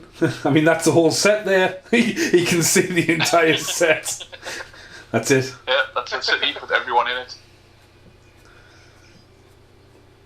I mean, At least now we know. Yeah, now we know we can get some from NECA. Yeah. That might be. I might have to get a Batarang. Like I don't know. I don't know how much they're charging for it yet, but I would say probably £60, like the other replicas maybe, like a Ninja Turtles one. Yeah. Well, it's interesting because they've only really announced a Batarang on that one.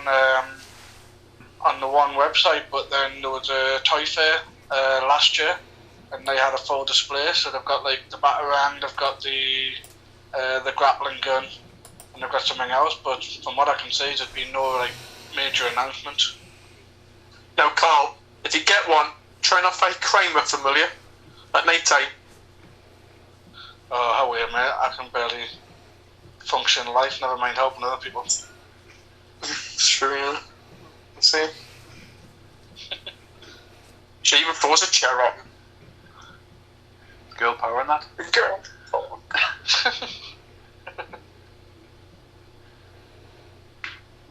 At least he moves a lot better now in that suit. There must have there's some modifications in the suit, like it's not so stiff. It kind of looks thinner. Yeah, to me, it still looks like the same suit, but they've obviously thinned the material down so there's a bit more flex to it. Definitely. Like they did in RoboCop, they made the suit a lot lighter in RoboCop 2. Yeah. Is that because he gets chainsawed? Yeah.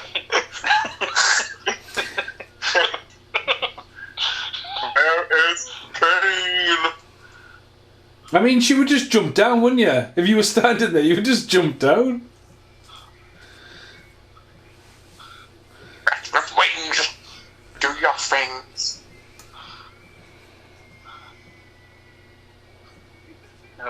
I love that guy with his hawk vision. Batman pushed her, I seen it happen. Like, Batman was not even standing near the He edge. just stands there as well, though, and he just. I was going to say, could we not establish that Batman could have jumped off and did something like Batman? He could have gotten a grappling gun or something like that. I mean, the cops didn't even stop the Penguin there, did they? They just let the Penguin walk down the stairs. There might be a crime here. Nah, it's Batman. You're done a right shit there, like, isn't he, Batman?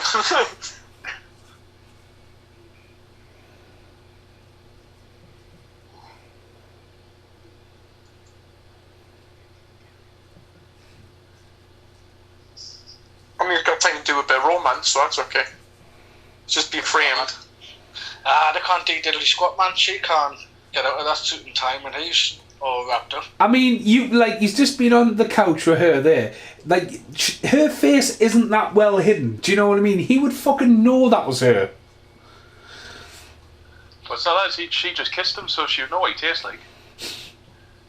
No, more than bloody lick, wasn't it? They should have went. Hang on. This is what your tongue tasted. This is what your tongue tasted like earlier. Again, he's meant to be the greatest detective, and he's just like, I'm gonna say, lad. I mean, just because you're all on the same page, I'll be like devil's advocate. He just got shot off a building. I think his brain might be functioning at a different level of. I wonder if you happen to be the girl I was shagging on the couch before. Plus, that seemed to be like a little bit like crazy, thinking there's no way that person could be that person. But he's Batman. And this is a backboard. That's quite a heavy duty cape, that one, wasn't it? It's just the fact that he just swings into the town as well. Everyone's already terrified of the bats, and he's just like, I'm just going to make this worse. I'm not going to help your case at all. Yeah.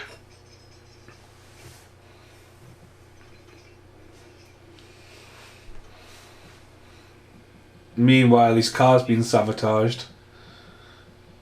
That's a lot of bats, that. Which is quite an achievement, really, when you think about it. I mean, how they've got the technology to not only undo his security on the car, which you can only assume is like the best security you can imagine, and then also manage to like sabotage it.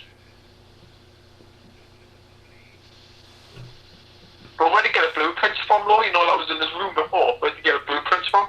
City Hall. Well, like I say, I think what they really did well at the beginning, though, was the fact that obviously there were a few scenes where you could see that he was watching through the sewer grates and stuff like that. So to me, I feel like what Dave was saying earlier on, he's in the sewers, it links to everything. You know, I think like he's as clever as he is because he's had all these years to sort of observe and sort of like kind of analyse people.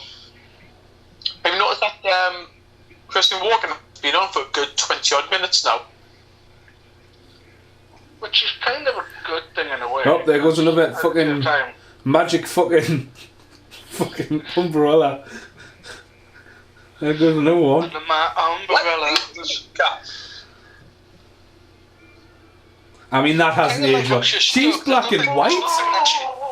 There's nothing that's got a stick on there at all. He literally just put it around her neck. So Oh, that has not aged well, that. Jesus. It still looks better than the entire of Batman Forever. This could have been a good little nod to Ivy, couldn't it? Really? Yeah. It could have had a little bit of a hint there, unless that's what he was doing, and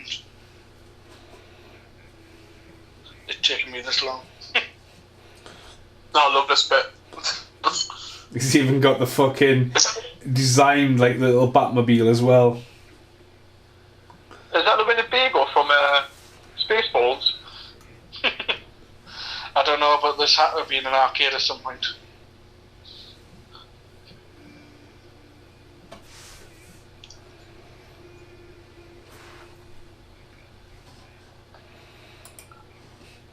Obviously, he's going to record him on CD just to be safe. That was my favourite bit. I mean, there's a just scraping, is that what you call it? Scraping? Oh no, scratching, sorry, I'm old.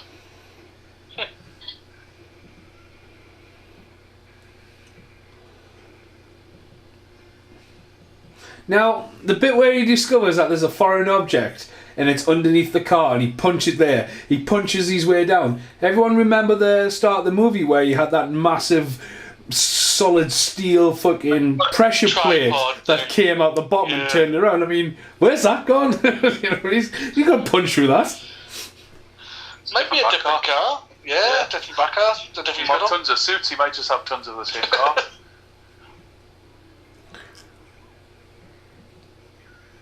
Well, yeah, because I mean, with the ending, it's the same as the first one. You know, rather than turned up in the fucking back plane, he turns up in the what essentially looks like the bat boat, isn't it? You know what I mean? Yeah.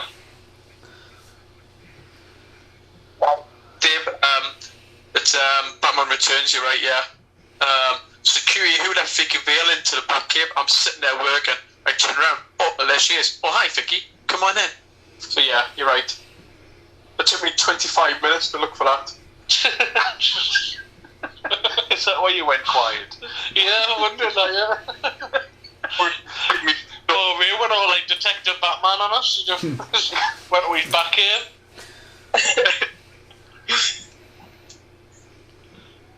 Anyway, Batman Forever, yeah? Look at that. It's the shot of the. It's that bit's hilarious. Sex pest in action. Don't come back in if it's rocking.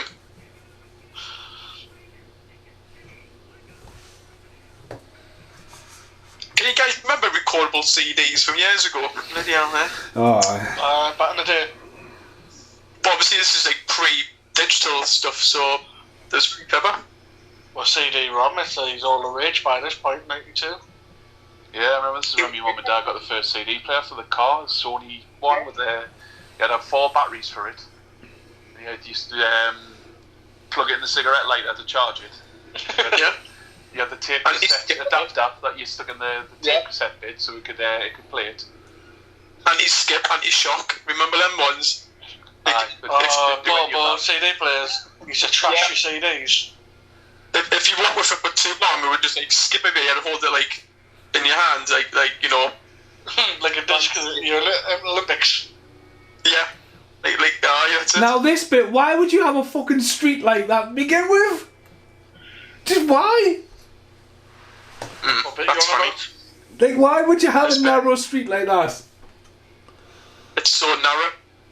And he just so happens, The building's already built, and then when they expanded Gotham, they built another one on the other side. just for this one shot. Yeah. I had one of those little film reels. Little toy you put up to your eye, you press it down. Yeah. It's like a little film, 20 seconds, but had no sound on. It was awesome. When he went through the 2 walls there, he should have went, feel the rhythm, feel the rhyme. There's a good little picture. Now, going back to something here. Now you guys might know better than I do here, but like, obviously Batman 1 heavily music by Prince, right? And then Batman Forever had I quite like the theme they brought into Batman Forever, but you had a massive single from U2 and Seal. But this, you know what I mean? But this one didn't really have a song, did it?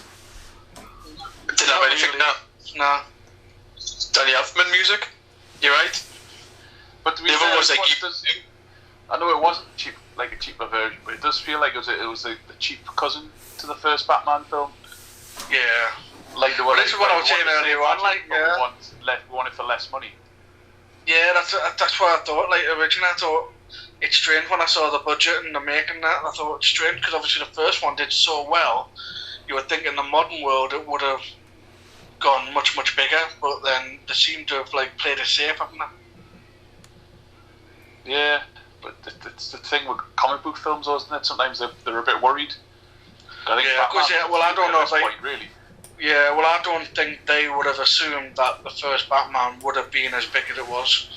I think they were looking for a break-even type of film. Well, that was after the drop off of Superman, though, wasn't it? Because obviously, like, Superman movies had been a bit deprived by that point. Yeah. I like how it's you just mentioned Vicky. There again, yeah. Well, I mean, we could just wait for that bit, like, never mind.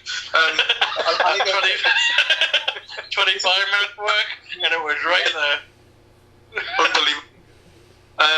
I think how it's like the Adam West kind of one where he's got a little secret, you know, like toggles and switches and everywhere. stuff. Yeah. It's an interesting choice to go with the fish tank, though. It would have been maybe an easier option to go classic book. Like, Abel. But he's just done that. Isn't Alfred right behind him?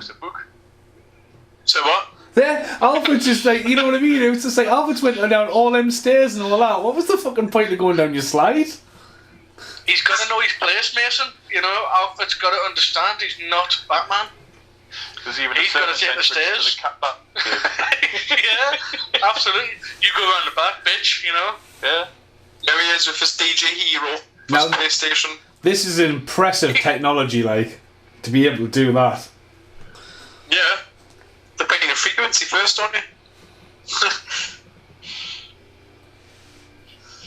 I still like how it kept it like film noir, you know, of like 1950s with the hats and the cameras and stuff. It still kept that going. And that totally disappeared. Is that your... Didn't touch the CD with your fingers, man, Bruce. No, he's gonna fucking scratch it, man. Simple CD player. I would buy that if I was a CD player, and I would have it. You know, remember the 90s when CDs first came out and they said they were indestructible? You could literally snap them in half, they would still play. Yeah. And if they get the tiniest scratch on them, you might as well just get a new one. Yeah.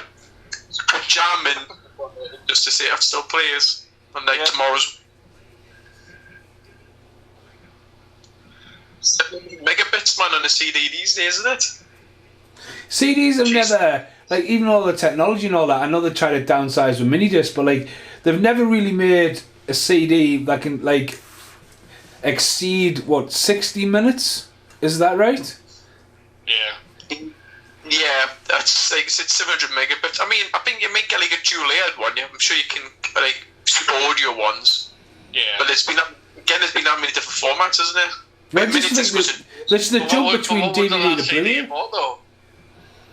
Mine was the last CD they bought is because I can't remember. Machine Gun Kelly's new album. I bought that just before lockdown. Right. I haven't bought a CD in years. I've got a CD player in my car. That's me. I still buy a few things on CD, soundtracks and stuff. Just because I still don't trust digital because the amount of times digital disappears. Or like the whole things on iTunes. There was that guy who's been like he was doing the iTunes films from the very beginning in Australia, and then it turned out in the terms and conditions that they could just pull his films at any point they wanted. Well, I think it happened.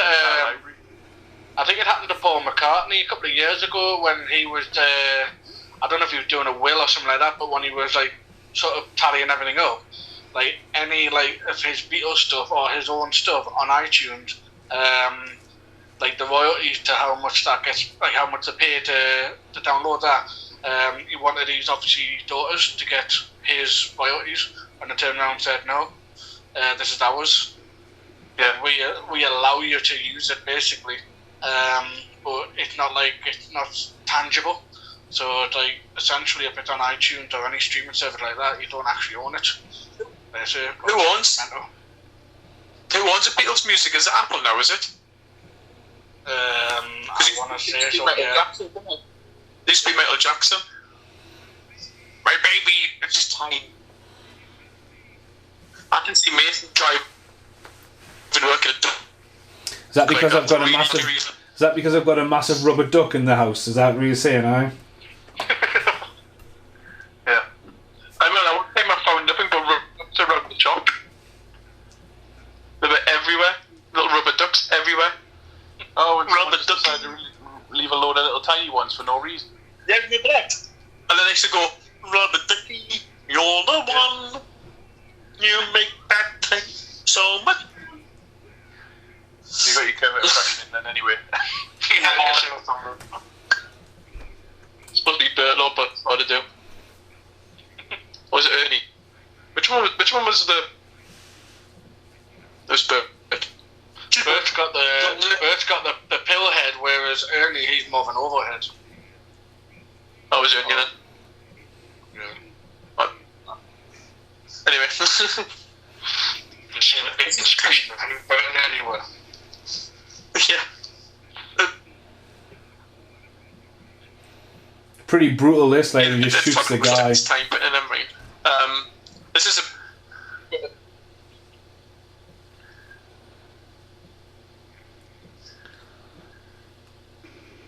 Just fucking brutal, that. Dead. Yeah. And kicks him down there. Conveniently ramped, just to say. Them penguins are quite creepy, them robotic We ones. said you had some penguins, didn't you? Little figures, I think I had. Wouldn't I mean, it's funny because I've said it now because you're probably in the finals on the floor like you did with the Joker's glove.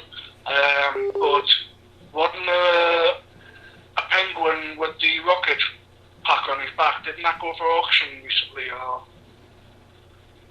I'm sure there was something publicly mentioned about one of those penguins with the jetpacks, or not the jetpacks, but the rockets on the back, was going for a kind of... Oh my... Is that Super Freak? Super Freaky, or was it the song that playing in the background? What song is it again? Oh. Mind on mute. It's like Bruce Wayne's not going to wear a mask because I'm Batman. I wear a mask all the time, so I'm not wearing a mask. Everyone else has got a mask on. Bruce Wayne is Batman's mask. That's what he said in one of the cartoons, I think. It's like, for some stupid reason, I asked David Bowie to walk down the stairs and start singing like a labyrinth. Bowie would have been a good cameo right now, like, definitely. He would definitely fit in like this Gotham.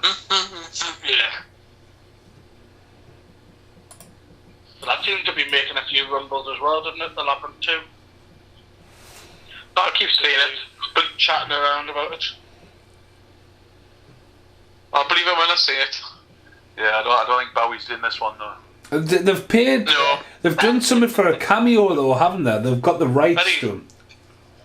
Oh, Bulge will be in it. Somewhere. It's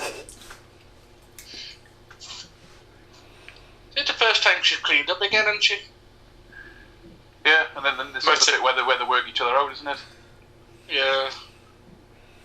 Must have been the crackhead look that threw him off. Yeah. Nah, get that all the time.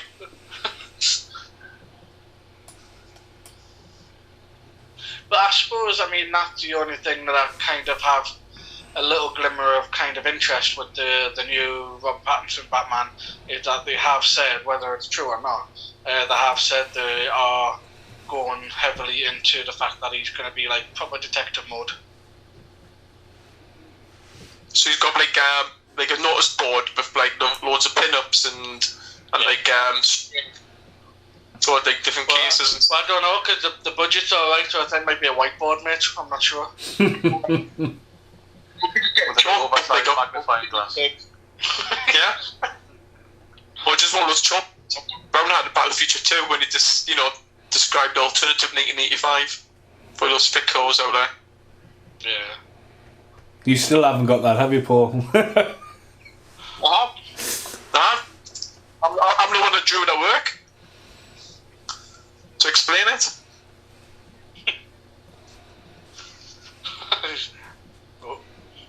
The No shit's big. Going in the gutter. Check this. Psycho girl. Yeah, they're all a bit psycho, just some of them are show it a little bit more than others. It's Batman's kink though, isn't it? Well, Lots that's of crazy ones. Yeah, I mean, he essentially has to be quite crazy himself to get away with being Batman, don't you? Well, yeah, that's why all the, whenever the psychologists turn up in Gotham and stuff, they always psychoanalyze Batman. Oh, because he is just as bad as the ones that they're in Arkham. Yeah. Well, there's that theory though, isn't it? It's like the whole reason Gotham's doomed is because of Batman. Like, he creates villains. Yeah. So really, if he just kind of balls up and just got over his parent death, would all be alright. It'd be pretty shit film, but still. Hugo Strange is quite a big thing in Gotham as well, and it's played by the guy from Jurassic Park. I was thinking about it earlier, because obviously we'll obviously go into discussion a bit more with it in the future Batman film. But like, I always thought if you went a little bit more for the animated series look, I think Mark Strong would have been a great Mr. Freeze. Yeah. As an actor style, like I say, I mean, don't get me wrong, Schwarzenegger works because that's what Schumacher wanted. But I feel like if you had a Mr. Freeze for this kind of Batman film, I think he would have been able to pull together a little bit more of a eccentric yet believable character. Liam Neeson as well.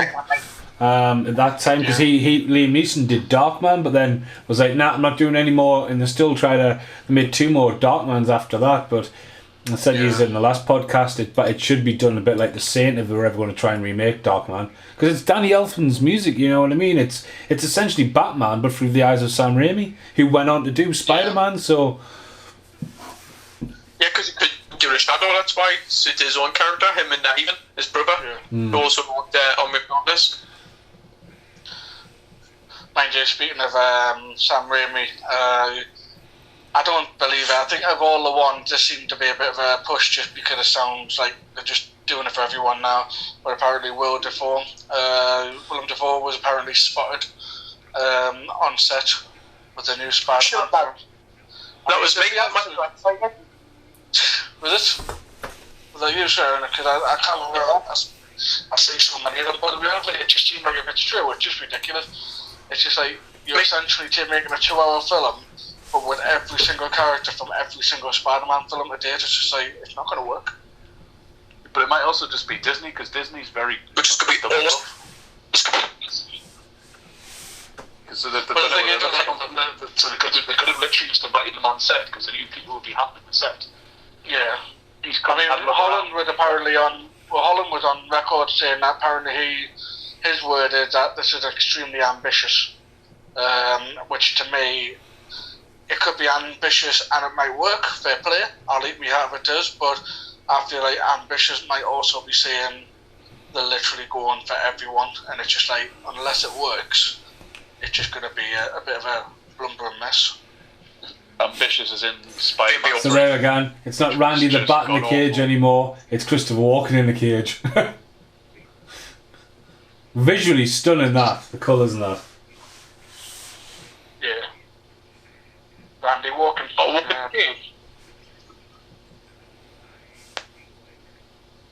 This is freaky. That's like all his different umbrellas he's been building while he's in down here. I mean, it's just to show you. I mean, when we think about us complaining about Corbin, I mean, he's really been productive, hasn't he? Yeah. Is that the Umbrella Corporation? Sorry? Yeah, it's the right colour. What was that? The colour of the umbrella, it looked like the Umbrella Corporation. Oh, Resident Evil. Hey, look at that one from the Metro Centre. The train. That's Slightly less attractive driver. Yeah, we're down nicking kids again, just as you do. I know, like, no one's going to notice that the kids have been nicking now. See, I reckon it wouldn't work today, I don't think, but like, who that could in the be? 90s, I reckon if you kind of look at the style of this, they could have really done a creepy Pinocchio, like. I mean, not like Pinocchio need to be any creepier, but in the sense of... Looks and turns into bloody Right. donkey man, way about. Danny DeVito talk. See, when they start drinking all the ale and everything, I can imagine Burton being able to do a proper national scene with that. I say in the documentary, Danny DeVito was on about this scene particularly, and apparently the trainer was just like, yeah, he's going to come down, pass you the letter, you know, the monkey will come to you, and they work with it, and then Danny DeVito says, then they put the makeup on, the fucking monkey wouldn't come anywhere near him. He's like, well, of course it wouldn't. He was going, "Rrrr," the monkey's like, ah!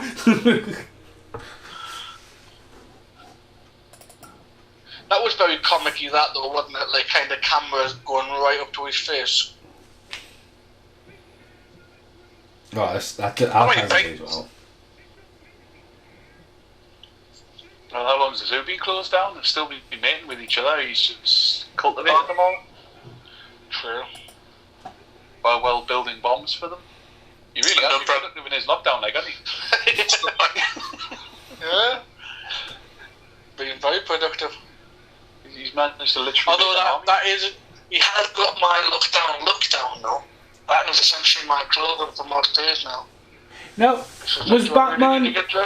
Did Batman Forever take the turn because of how popular the animation had started? Because the cartoon came along not long after this, didn't it? Cartoon, that was around about now? Was it 92? I'm sure it was pretty much straight after this because it has the same sort of look and feel about it deliberately for that. Well, it has the same theme song, doesn't it? Yeah, well, that's what I was going to say. I don't think it would have been the reason why it Forever changed that much because the animated series is more returns than anything else. No, Forever look just basically sounds like you heard that it's based on a comic / cartoon So you made it more comic-y and cartoon, as if like a Looney Tune, Yeah. more than the actual comics and cartoons based off.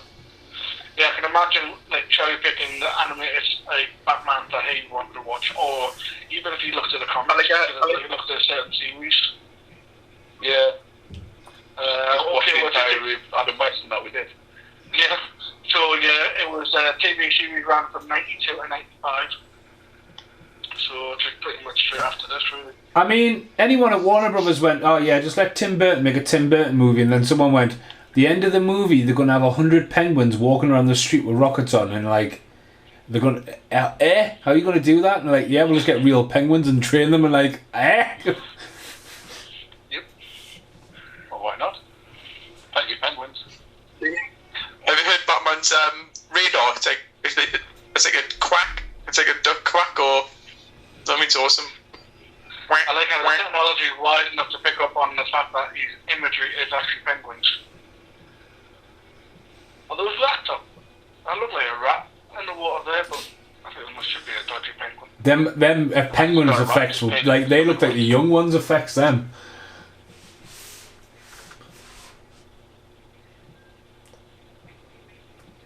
Close-sorted television as well. Oh, I couldn't eat raw fish like that. Fuck that. Where do you stand on sushi then? No, I'm not a fan. Like, Not a fan. nah. I think the only fish I'll eat is like a fried. If you went, Fingers. hey, not even fish fingers. I think they give it diarrhea. Just like if you went to I've got a big battered fish at the fish and chips. That's the only time I'll probably even worry. I couldn't eat any kind of octopus or anything like that. I think that's fucking mental. That people eat that shit. Well, when they're twitching in your plates. Well, that's it. Even lobsters, like the fact that I've never tried lobster because I don't even the fact like just I'll have that one and it just gets incinerated in front of you, like steamed to death. Like, oh yeah, now you're gonna eat it. I don't like any seafood. Don't get me wrong, I love sushi, but then there are like levels. I mean, I cannot stand like things like mussels and crabs and stuff like that.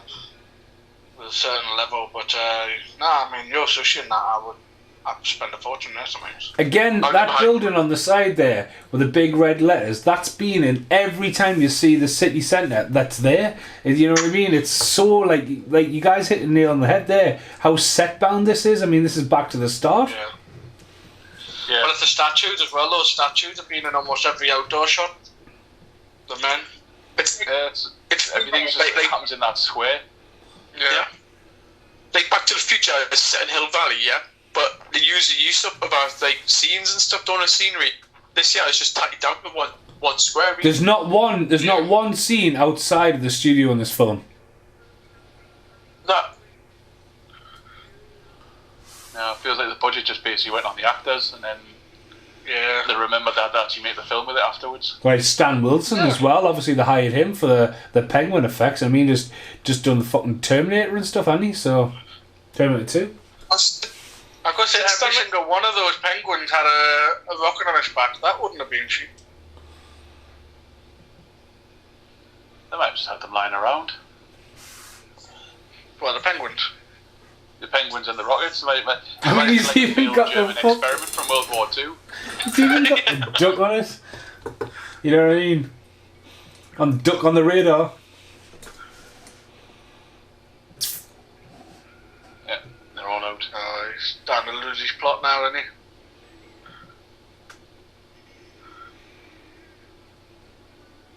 he?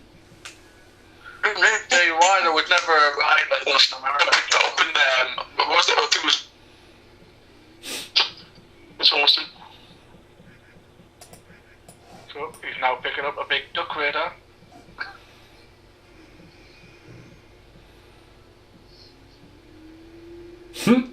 I mean, this will be the same set we've seen at the start with his mum and dad and stuff like that.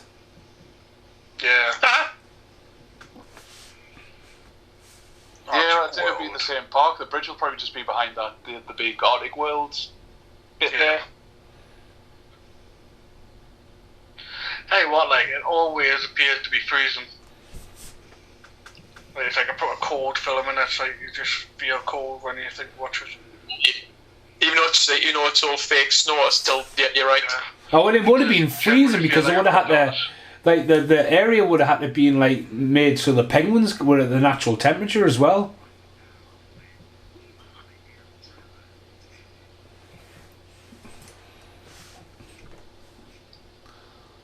However, how that just like what he wanted just appeared like on his belt. Yep, he's Batman. That is the only explanation you need. Yeah. Why? Anything? Yeah. Any problem you've got with Batman is because he's Batman. Yeah.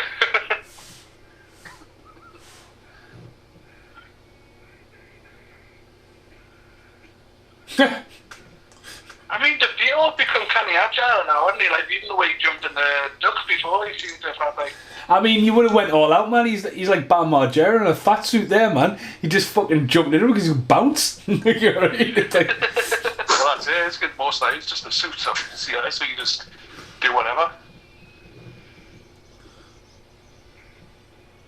Well, it's Randy, the hero of a film. Yeah. Save the day. Take out the penguin. Well, let's be fair, he's an unsung hero. He didn't never get the credit, does he? Yeah. He's just labelled as a perv. Who isn't? A monkey, come here with more keys.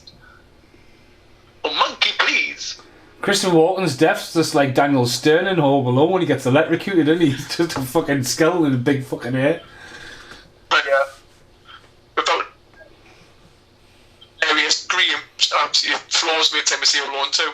The scream, Daniel Stern scream. Yeah.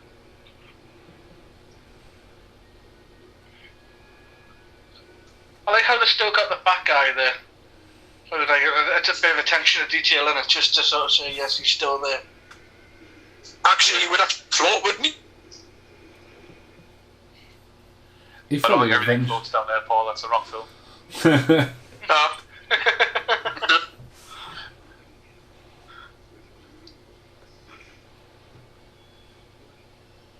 So where was she last to get messed up like that? Is she Fell not? through the was it, greenhouse, yeah? didn't she? She fell where? When she fell through the greenhouse. Ah, shit, yeah, no. Fine. It just kind of like breaks her costume a bit, but then it's been so long since I've done that bit. Yeah, it just felt a bit weird. Like, I think, where did we leave off with her? If you think about it, it has got 3 villains in it, and it does it really well. You know what I mean? Yeah. That's a great shot. That. One thing I had. I mean, it completely disappeared. It completely disappeared as he landed. Everything, the back support, the line, everything went there. He's Batman. I bet that. I mean, this is the bit though as well when he takes his mask off and he's like his eyeliner's gone before he takes it off, and you think you could have edited that bit better. No, And the greatest phrase ever. Bruce Wayne. It's a little black stickers that he goes on his eyes. No, I don't know. Kind of sweet. They suddenly just disappear when she says take the mask off. It's Guyliner, man.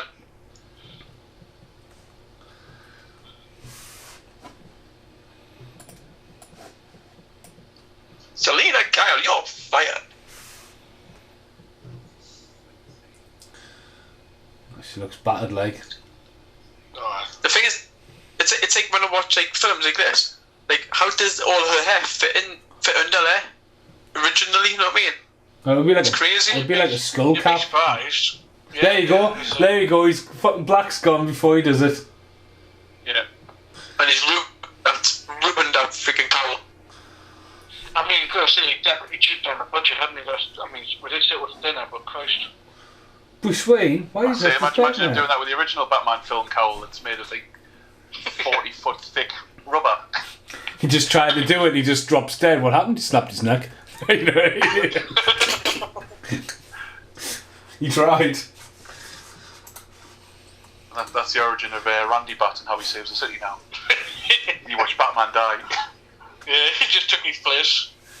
What, like Splinter does in Teenage Mutant Ninja Turtles? I began my training. He's just fucking Milligan in the cage thinking, what? I've just put on a head in that bloody mask. He beats surprised how we can squeeze things in these days. I really wonder. Right.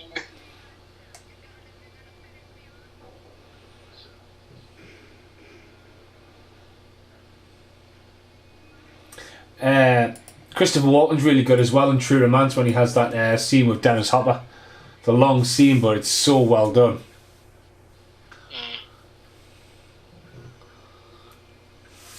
He's good at music. Also, he stuff flying around, wasn't he? Yeah. I'm quite liking this scene. I remember, like, it's really, like, quite paced. Quite well done.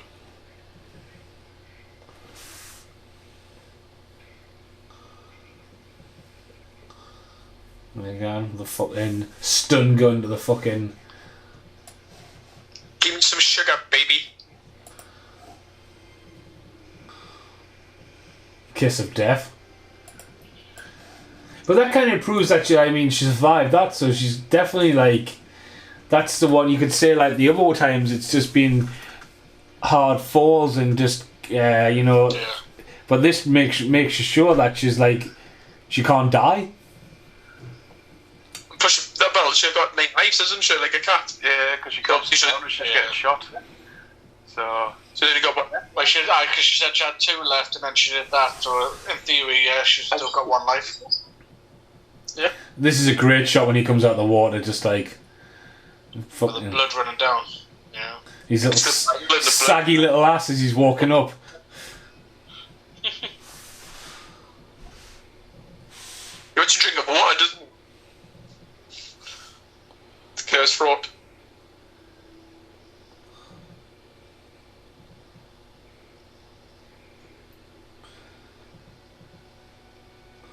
There again, he just finds Christopher Walken, doesn't he? She just disappeared. Yeah. Yeah, but it's funny with a series of films, isn't it? Because they don't bring anyone back. Yeah. Even if there's a hint that they're alive, they still don't bring them back. They've really classed it as standalone films, haven't they? They've just said that whatever. Yeah. I mean, even this is like, it's the same Batman, but, you know, did they mention the Joker? I don't think. Did they mention Vicky Vale? No, they definitely didn't mention Vicky Vale, I don't think. You'll have to have a look at that, Paul. Yeah. See, that's one. Don't take long. 10 minutes, Paul. I cast these two. Again, I cast these 2 like what that is one set, then Forever and Robin another set. I mean that's what I class it as. So I don't class it as Batman Forever continuing of this. Yeah, I know that's what we're saying. That but yeah, I agree. I wouldn't say there's like these 4 films. I would say there's these 2, the next 2, and that's it sort of thing.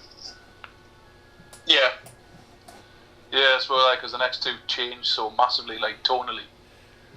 Well, it's different. Batman, we've got Val Kilmer instead of Michael Keaton, and obviously Literally only the Alfred's films the same, change. Yeah, And Gordon. Gordon. Yeah, that's only 2. Nate Hawkins, he's dead. Yeah, Penguins carrying him down with the psychic powers.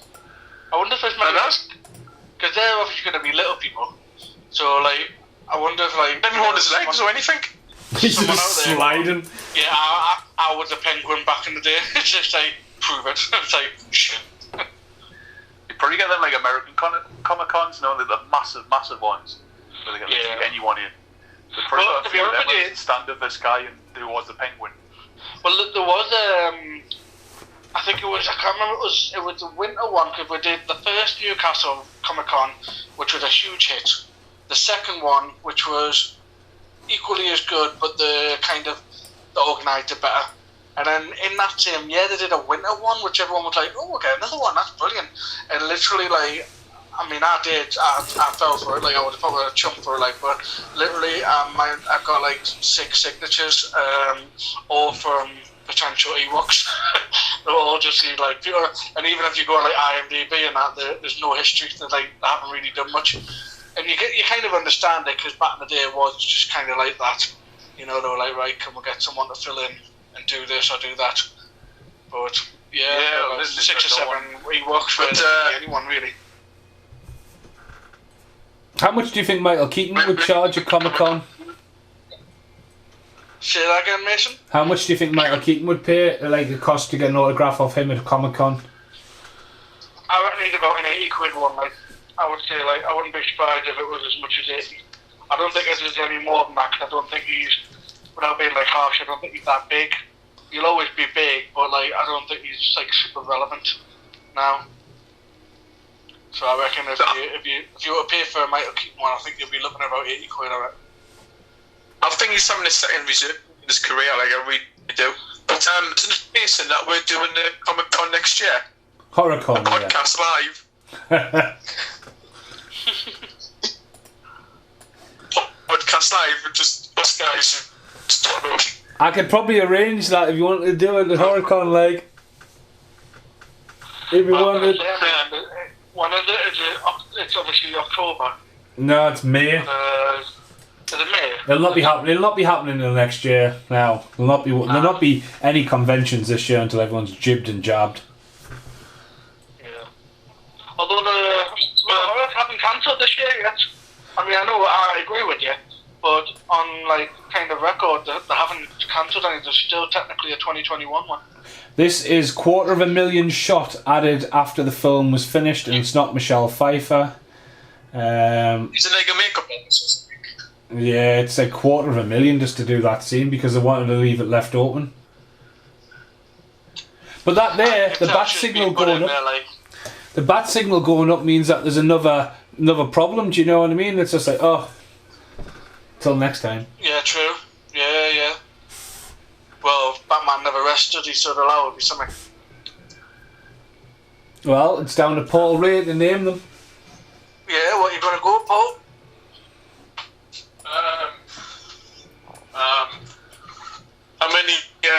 How many Vicky Vales in the back caves? Jesus, that was. For me, I would see the last one got a 9. I reckon I can sit comfortably with this being a. Well, I don't want to annoy Mason because I do normally go half, so I would actually say a 7.5. But I would go a solid 7. It's a good addition. It's a great Batman film. I actually love the darkness of it. I know that a lot of people had its issues with how dark it went. Everyone turned up. There's nobody like slacking at all. The music, it's good. Not as good as the first one, but it's still good. Obviously, I still got Danny Elfman touches on there, so I quite like that. So I don't think it's as good as the first one. So I reckon for me, it's definitely 7 Vicky Vales in the back here for me. Okay. Dave, how many? Oh, hi Vicky Vale. Welcome to Back Caves. Would you give it a 10? I forgot what the I've been thinking about that. Like when we watched it again, like it's. I'd have to go a call on that one at 7 because it is a good film. It's a good solid film. Everything's there, but the magic was the first one. Yeah. And once you had the magic, like this is kind of just trying to add to what you've already had. It doesn't bring anything new to the table, but at the same time, it doesn't take away anything. So it's kind of like it's a good solid sequel, but it is still a sequel. Yeah. Oh, cool. Mason, how many? Keep up to the Back Caves. Would you give it up? I'll go one higher than the guys and go for 8. I personally remember this as like. I love the first Batman, and then I remember seeing this as a kid and just the Christmas vibe. I always get a Christmas, coldness and want to watch it. I think Tim Burton's just been let loose. Tim Burton at this point, like, he was huge. He done Batman. Edward Scissorhands was a big hit. They were willing to just let him do what it wants. But looking back at it, it's just, as you guys had said, once you guys have said this is so set bound, it's totally in a set. And I think it hurts the film. I think it hurts. It's hard to get out of it once you realise it, yeah. Yeah, and like everything, it has a bit of fun with the giant fucking parcels and all that. I mean, the funny thing is, like, Batman's just full on murdering people. And I think they did well to bring, like, I think 3 villains is a bit too much. Again, it's just a little bit messy in the middle of it, you know what I mean? I agree that everyone brought the A game. Danny DeVito and Michelle Pfeiffer are brilliant. But there's not really much extension on Bruce Wayne's character, you know what I mean? He's just there, do you know what I mean? He's just the same Batman in the same in another story. You know what I mean? It's just another night, innit? It's just another night. You know, nothing's like progressed and nothing's really. It's not. Yeah, there's no relationship built with Commissioner Gordon or anything like that. He's like, you know what I mean? He's not really like. Again, it's just. I agree with you guys and said, but like, it just gets a little bit messy. And I think once you realise how set bound it is, I mean, it's visually stunning, and it is a bit batshit crazy in the middle of it with fucking penguins and rocket launchers and all that kinds of shit, and more controlled cars. But yeah, 7 for me. 7 what? 7. How many Vickies did you let in the Batcave? I'll give it an 8 because it's personally, like I said, when I always go to as a kid, see more than the first film. Enjoy it. Yeah, that was 2 hours and a bit. Flew by again. How many times can I say about a film? Like, you enjoy it, watching it again and again. Like I said, I've seen it. Go for it now. Henry King-Eye is the guy I was on about who's in like The Predator and Predator 2, who's like the mad stunt guy and all that. That's his name. He's just named Mugger, aye. Yeah, I think quite a lot of people. Again, it was well done. You can't really say it wasn't in the context of what it was aiming for, but.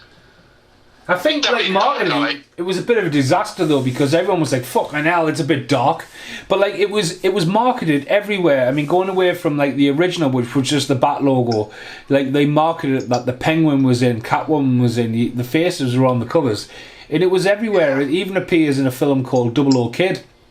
And Corey Haim is going past in his limousine, and you're looking out, and it's real life footage, and you see people queuing around the block to actually get in to see Batman Returns. I mean, that's not part of that movie. It's just what they filmed when they were going down the Sun Strip. Do you know what I mean?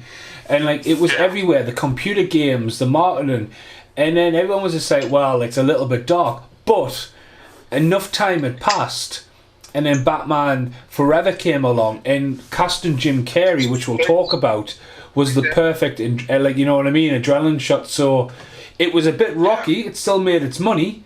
It is. I mean, as Tim Burton fans, everyone will probably go, "That's the better one of the two," because it's very Tim Burton-y. But again, it's totally set bound. I love how it in the credits. It's just because you don't see it very often anymore.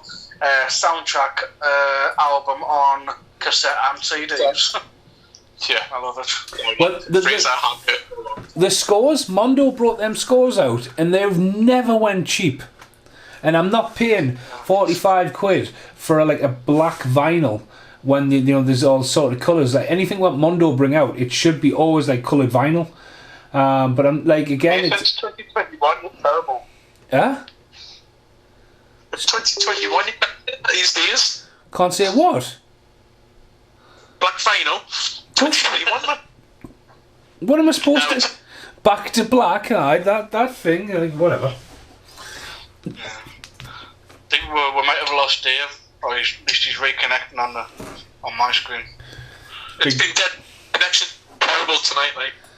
Aye, it's Sunday nights, man. I've completely lost Big Dave. Completely. Well, we lost you last time, didn't we? Yeah. Anyway. I think we've just had a message. Oh, he's lost connection. Right, hang on, I'll get Big Dave back just to say goodbye. Yeah. Can you do that while we're connected? Yeah, there we go. I can do that. But yeah. Is he back? Calling. It's calling. It's calling. I do love how his picture is like he's purely advertising the Turtles figure. I bought him that for Christmas. Did you? Nice. Right, I think we have lost Big Dave. I think he's gone for his podcast piss. Because that's what we all do, isn't it? Basically, we go for piss. Yep. Well, this has been the Bat Podcast, or the podcast of Bat Balls, with Paul Ray, Large David, who we've just lost at the very end there, and Carl McSorley.